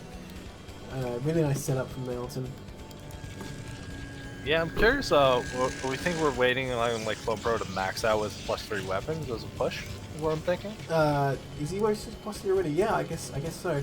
Well, look, he was a bit behind because of that harass, right? So he's probably just waiting for a higher supply. I'm not sure if he's going to wait for max per se, but he's definitely going to wait for a bit more. Oh, we're getting that second air weapons for the carriers too, really committing to the strategy. And this is breaking my heart because he hasn't confirmed the Arbiter tech, but I think he's assuming it's Arbiter. Because like I said, we don't see any... In fact, we even see these anti-recall turrets. Look at these anti-recall turrets down between the 3rd and the natural. Oh, gotta be careful, they're getting mind distracted in his own vultures a bit. And here comes the speed shuttle.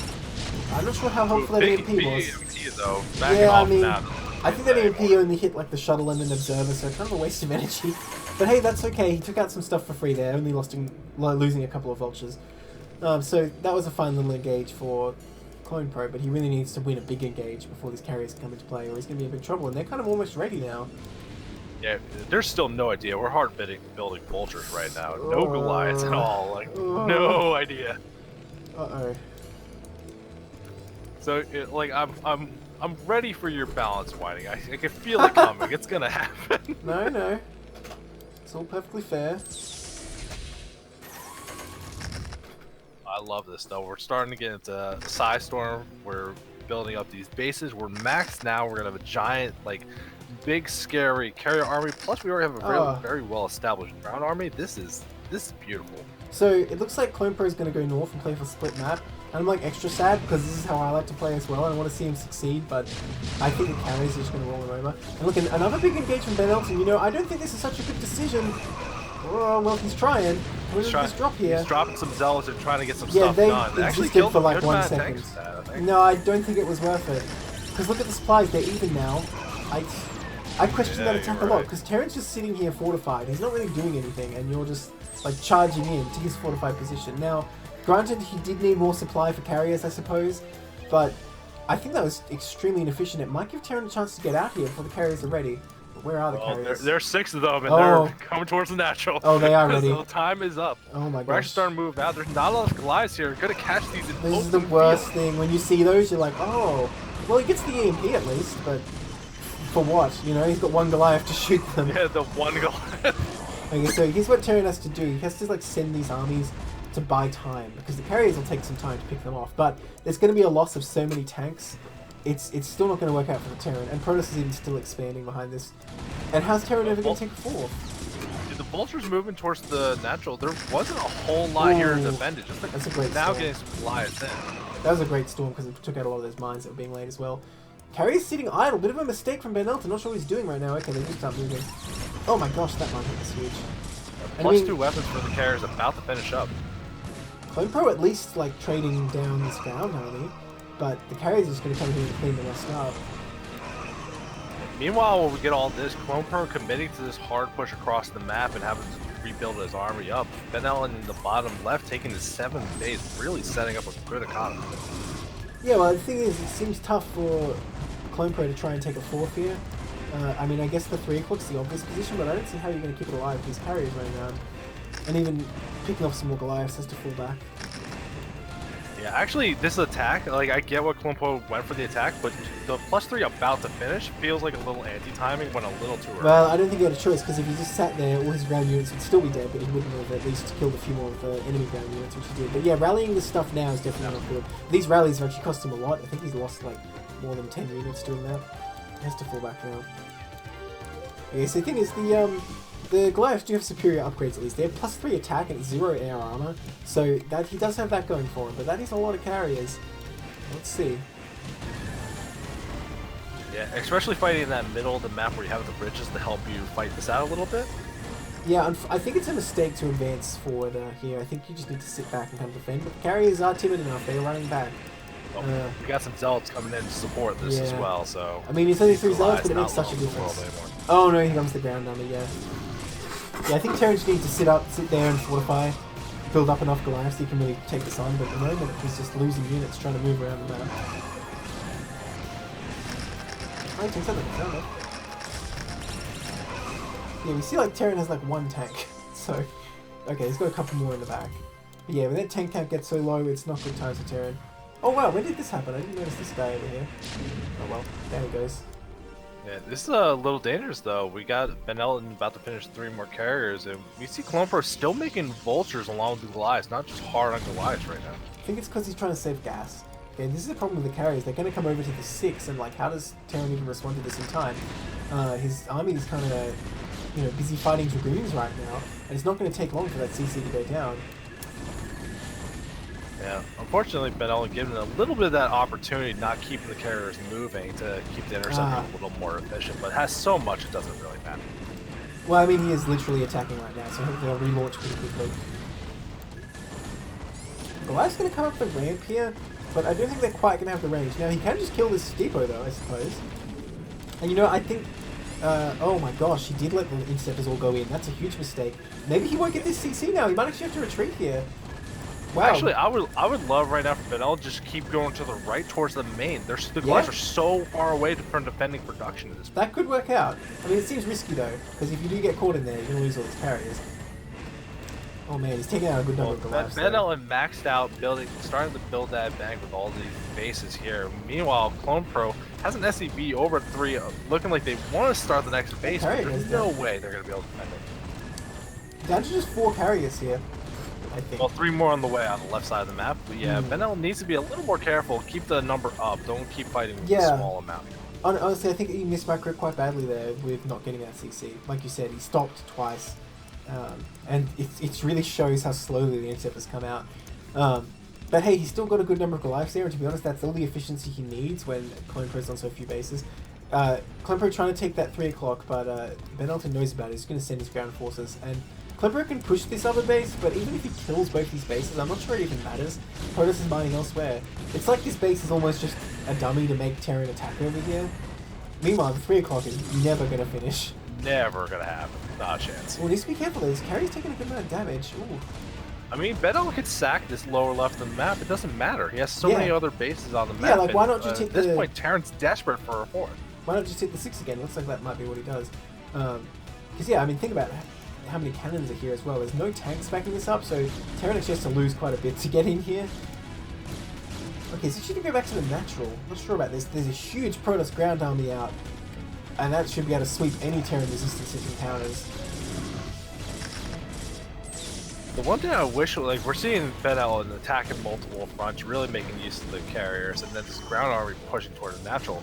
We actually never invested in arbiters, which I still think, like, even just stasis alone could really help these fights a lot. And since he already has this giant bank, not getting the tech just for later in case he needs it, I the one thing suppose. with Fennel can control this whole game. But how much supply are they going to take up, you know? Like, it might even be better to just have 2 more Templars a lot of the time versus those Goliaths. Because think about how many Goliaths are going to be out. It's going to be a lot harder to get close enough to stasis. Well, I mean, we're at, like, max supply, tons of banks to protect ready, just in case. Yeah, maybe. I mean, wouldn't you just make more gateways or stargates, maybe? Oh, man. Well, we have plenty of gateways, too. That's what I'm thinking. Like, we have so many gateways that recall could become a threat or just stasis alone. So Terran But takes we're out the seeing, 12. like, Fennel. But yeah, his main is probably going to go down here. Because I don't think there's enough for Terran to stop him from getting in here. Well, he's trying. Oh no, he has to unseat. I mean, honestly, the natural died, the main's out of minerals, and, like, Terran can't secure a fourth. Like, we can sack bases. Oh my with god, the Kronos DT here at this swarm. point. Look at None the of this matters. Oh, Yeah. what a He's fun gonna have boy. to fight. Oh man.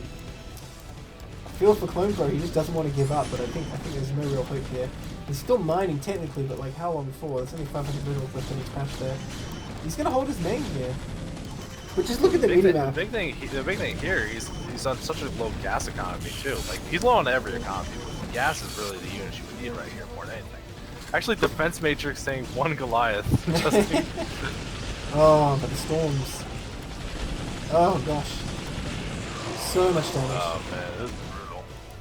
Nothing worse than storms when you don't have much money anyway. Every unit you lose feels bad. And look, here come the carriers for the 6 again. Might be able to take it out this time. Eight carriers on that left side. Yeah. Oh, this is just brutal. Yeah, I don't think Clone Pro has enough to defend it this time. Even with these Goliaths coming down, there's just so many carriers here. Though, Elton being timid again, honestly, I think it'd be fine if you just fought this. Maybe you lose a couple of carriers, but that's kind of like all Clone Pro has. Okay, he's gonna fight more. He has more carriers than Goliaths. Yeah. I don't know, man. Goliaths are pretty good though. No, not that good. You're not wrong. We have invested in air armor now. We have one with the second one on the way. So, but this whole thing, tanks trying to siege the lower left. They're not long for this world. Honestly, either. I like this move because like he's got to try and make something happen. It's very sneaky, but yeah, there's just no way. I think this is more of the, like, you know, the game's over and you're just kind of letting it play out a couple minutes so you have a clear head for game 2. Yeah, maybe Ash is just like, relax. sorry, Ash Clone Pro's just leaning back in his chair right now, like, yeah, whatever. Send some vultures over here. maybe what you do is you just build like 100 turrets in your main, siege some tanks there, and you AFK for a bit, just to try and get your energy back. Okay, he's gonna come over to the 6 once again. Could this be the time? So, other than, like, it felt like Clone Pro never scanned the main and saw the carrier tech, is there any kind of big things you saw from Clone Pro you wish you did differently? Well, it all started with the Reaver, right? We went for this double factory, right? Which means you're not going to be able to scout the Reaver, so you need to be careful. And losing that tank as well at the start, that also was really good micro. And so he was a bit behind from there, but yeah, you really need to just confirm either it's going to be Arbiter or Carrier. If you can't find anything... I'm sorry, I gotta cut you off real quick. Clone Pro gotta leave the game soon. We see Dark Archon mind control being researched. Minnows with the clown on him. He can't stay in this game much longer. That's how you know you have to leave, right? Did he make the Dark Archons? Oh, he did. Look at them. They're already ready. They almost have enough energy. Oh my god. Is that what you do when your opponent won't leave? Oh my god, so many zealots. Yeah, if he's trying to, like, get, like, mentally in shape, like, let's play the game, man. Give me time to relax. Like, this is what clown on. Oh, the storms. Trying a long distance mine here, and that's his last turret, but Protoss has so much money. Oh, more storms too. Yeah, sorry to cut you off on that one. I No, had that's to point it out. I wasn't saying anything nearly as interesting as that.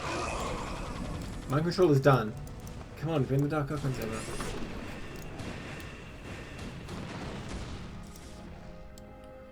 This game's just brutal. I'm curious, like, maybe Clone Pro in the next game goes for a more aggressive build, not giving his opponent this much time to set stuff. Finally, GG's called.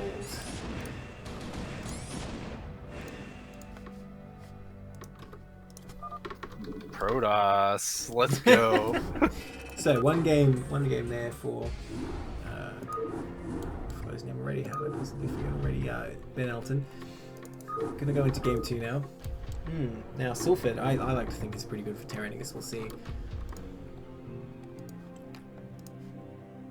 I don't know like if tier 0 is gonna do it, but I know I do 10-15 double gate pressure on this map because there's no ramp. It's a little bit more open. You can really get the hurt on, and I'm curious to see if like every time I watch someone play it, they do it anyway. So let's see if these tier 0 The worst part is at the natural, you can't wall off fully, right? Because of those little rocks. Alright, so in the bottom left, in the pink, it's Clone Pro, Terran, down 1 game. In the bottom right, in the blue, it's Ben Elton. So, 1-0 for Ben Elton right now. Can Clone Pro fight back? Look, I think 10-15 is valid at any level of play. Yeah, I think Clone Pro definitely more set up. If nothing else, this is just a reminder, like, maybe I should scout a little more diligently, because the carriers definitely caught him off guard that game. Yes. Like, that trick doesn't work twice. Now, I don't know if Ben Elton was deliberately losing ground supply to build more carriers, or if it was a mistake, but the engagements are looking good for Clone Pro, so maybe if he doesn't get surprised, he'll have the advantage here. Yeah, that might have just been like a, oh no, my ground army's so weak, you should come kill me now. He was doing it on purpose? I don't think that was the case, though. I think the Grudes at the front of his natural in that one push did kind of get baited into the fight. I don't think that was quite as deliberate as we're making it seem. Maybe the second time when he went in with the shuttle, maybe. I don't know about that depot position. Whatever. I'll try not to be too critical of the SimCities. Yeah, I mean, who knows? Okay, I need a rhyme for... The thing is, this depot to gas, a Marine can go through there and a Zealot can't, unless the Protoss builds in a simulator on that gas. So I need a rhyme that sums up that concept somehow. Okay, yeah, now I really don't like this SimCity. Depot to the left, you will be bereft, my friend.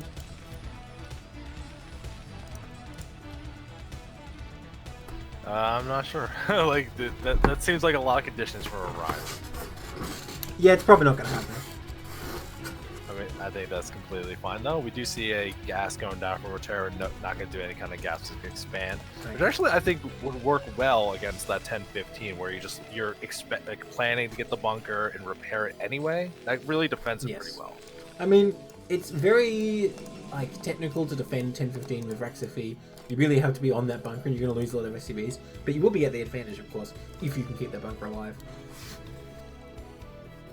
Well, and I mean, you really need the proper SimCity as well. You can math it out though, where it's just you know you're going to have enough. Yeah, of course. If you play perfectly, if both players play perfectly, even Protoss will never win there. But mistakes are always going to happen. We are seeing from Ben Elton being the more honorable player than me, not going for these 2 gates super fast. Well, I don't buy into this honor and dishonor. Look, if your build wins, it was a good build. If it doesn't win, it was a bad build. So. Oh, is that how that works? Okay. Yes, there is no honor in Starcraft. That's the way I see it. There's so many people right now going, oh my god, I'm justified. My 7 pool is good. Look, if you can win with 7 pool, by all means, but I mean, good luck with that. It's probably not that good. I mean, that is something I do really enjoy watching about CPL, especially if you like when you're casting the games, pre-season to regular season. Pre-season there's so little cheese because people were like, oh, it's just for seeding. Like, let's play the real game. And regular season happens like, I'm gonna stream, I want to win. Like, it's such a different environment. So, do you reckon with these King of Tier, even though it's not for, actual team points, do you reckon people want to cheese more or less? We haven't seen anything really that hardcore except that potential proxy hat. Did he see that SCV? He must have seen that. I guess not. Wow. Luckiest SCV ever. By the way, Clone Pro not making any bunker here. I don't know if he wants to just defend the Marines here, if he's going to go for like an FD. Yeah, looks like it will be an FD type push. I quite like it on this map with the lack of ramps. And, the fake high ground also not ramps, so you can push across fairly easily.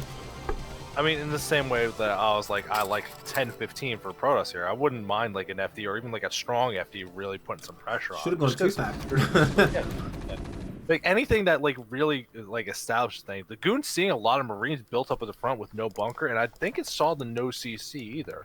Yeah. So maybe you're gonna be prepared for this, and we actually see the fast robots again. I don't think it poked in far enough to see no CC, but like if Terran made that many Marines, they probably can't afford the CC anyway. So that's not really a big deal. The thing you want to know is this 2-fac or just FD, right? And if it was 2-fac, I think Terran would want to be sneaking at the bunker. We did see a second gate go down, but the robo had already started, so it's not really an overwhelming reaction so far. Yeah, nothing particularly unusual. I think this is going to be for that observer, just to clear out mines. That's usually the thing you want to go, especially if you're seeing an FD. And here comes the push across. Not a lot of SCVs with it, but a lot of Marines. Gotta respect it. Joe in the game says you can 4-pull to S rank. Is that true? I have my doubts. I do too. Surely it's like if you go literally only 4-pull, assuming like you're not really as good as an S rank player. If even if you are like an S rank player, wouldn't it be like 100% loss versus other Terran and Zerg S rank players, and like maybe 50% win rate against Protoss? Well, this is interesting. There's Marines right in there. The shield battery about to finish though. This might give him punchy knees to survive. Oh my gosh, he's getting on that shield battery, but alive. It's not even shooting. The Goon lives. No, it dies. It wasn't even shooting. It was just charging up because his tank will go down. Or will it? Oh my god. Oh, there's a mine there too. Are you kidding me? So careful with that. This is a great position for Clone-Pro. If he can siege up and he can hit that mineral line, this could be huge. I mean, we don't see an expansion behind this though. Clone-Pro messing up his macro a bit while this is going on. But I would say the FD so far has been quite successful. I mean, maybe just undecisive if he wants to go for the kill or go for like. Well, I mean, macro. not getting the CC doesn't help you do that though, because look how many minerals he has. Wow, nice micro. Doing the Bisu technique there.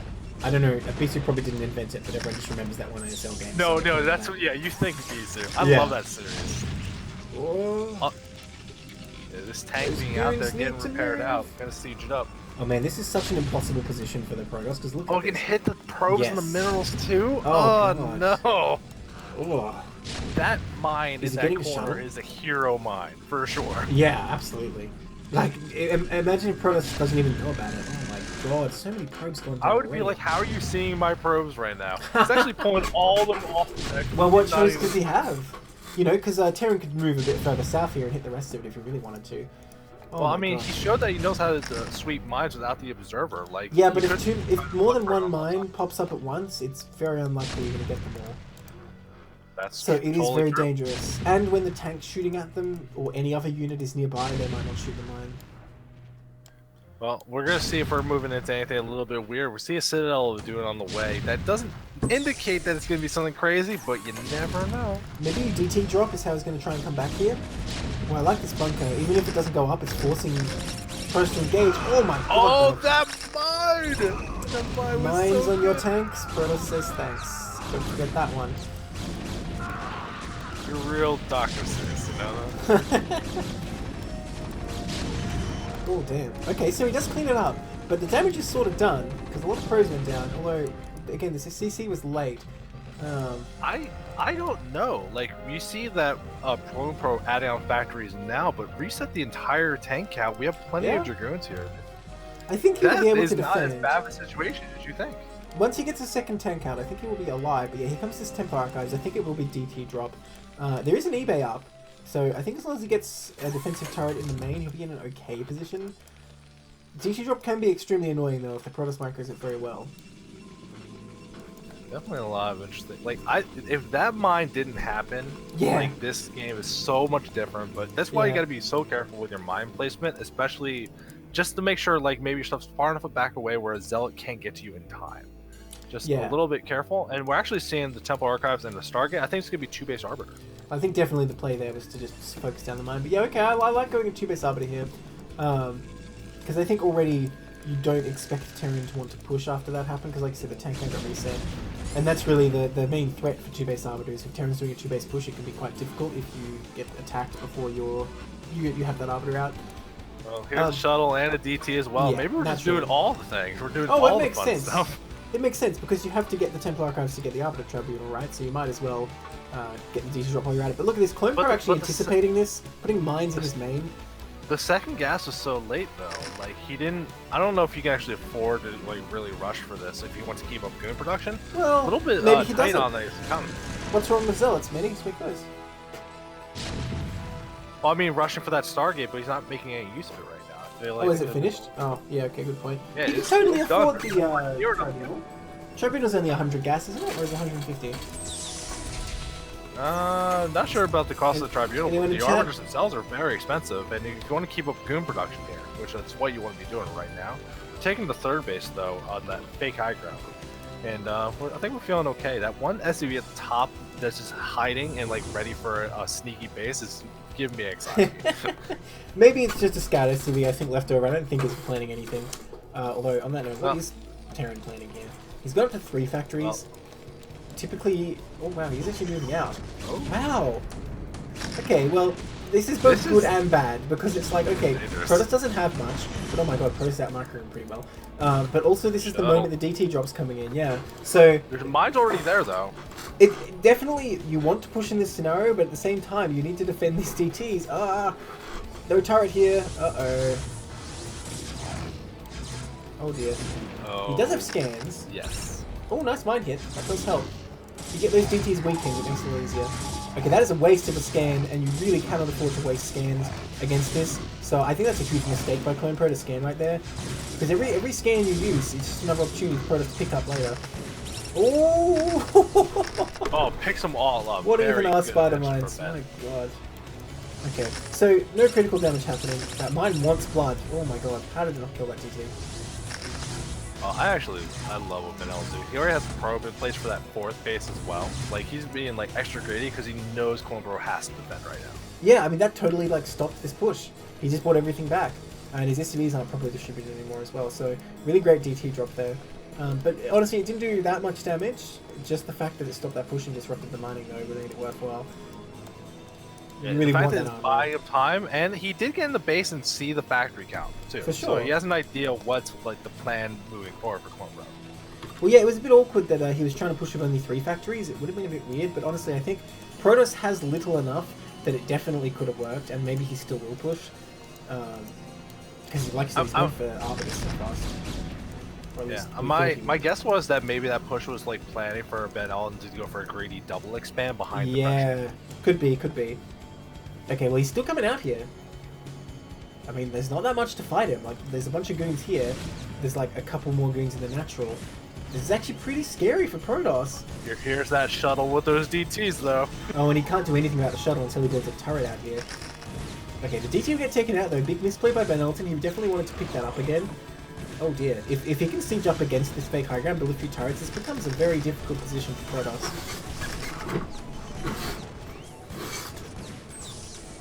Well, here he goes. Not quite in range of that Nexus there. Almost, though. Yeah, I don't know about this. Oh, he picks up the DT and the Zealot, though. Uh-oh. That's going to be big damage. This is so good on these siege tanks. Yeah. Oh, Doing scan. so much work, right? Is he out of scans? Oh my god, is he going to get 3 tanks for that? Oh, he has 2 of his natural. There's plenty. Yeah, but it's too late. I think that tank might go down. Okay, no, he does save it. Okay, so Terran still has a few tanks left, and he has the rally. Arbiter on the way. These goons picking off this isolated tank, though. Clone Pro's army getting a bit spread out. Oh, that mine hit, though. Yeah, I think this might actually be cleaned up. I think Ben Elton might do it. Because all he has to do is hold till Arbiter, right? He doesn't have to, like, win. And, like, this tank's gonna go down for sure. Right? Oh my god! Okay, it does go down. Actually, that's closer than I thought. Maybe he will keep going with the push. Oh, he's so spread out, though. Look how far apart those tanks are. He needs to get them together. I'm sorry, I'm distracted. If you look at the 3 o'clock base, this pilot's gonna die with SCP. Yeah, I'm so okay. distracted. Nice, he's gonna start on the second one. Oh, this Vulture Harass is gonna be huge. Okay, no, he's not targeting probes. Yeah, there's not enough here. There's only the 1 cannon there before to defend it, but that got cleared out by the tanks. So these Vultures really putting pressure on. Both players playing a really scrappy game right now, but yeah. the Arbiter about to finish from Ben Elton, Ooh, and we're starting to get some plus weapon oh, upgrades. dude. We're still only on 3 factories. Look at the 12 o'clock. The prophecy, it's come true. No, dirty player. Oh man, even on Siege, I think Terran takes that fight pretty easily, right? Like, that's just not enough. Look, honestly, Terran really just needs to set up in a proper Siege position and fortify a spot and crawl forward, because he's running around like unsieged and he's winning this fight, but he keeps getting like taken out. Okay, here we go. He's gonna siege up here. There's, I think, enough vultures to Got do a couple these zealots right here, but I think it's enough vultures here to vultures. deflect it. Yeah. And the problem is he hasn't laid any mines around. He hasn't built any turrets, so this position isn't really set up yet. That's the problem with this. And the Arbiter there makes it very difficult. You can bait out all the scans fairly quickly with that. Oh, I guess not like that though. Oh, another problem here. There's a big stretch. Terran can't build turrets here on this fake high ground and the ramp. He can't build stuff. Okay, here comes a bunch of zealots though, and the shuttle coming in at the same time. Oh my god, is he gonna clear it up? Oh no, the ultimate shame in Arbiter sieging tanks.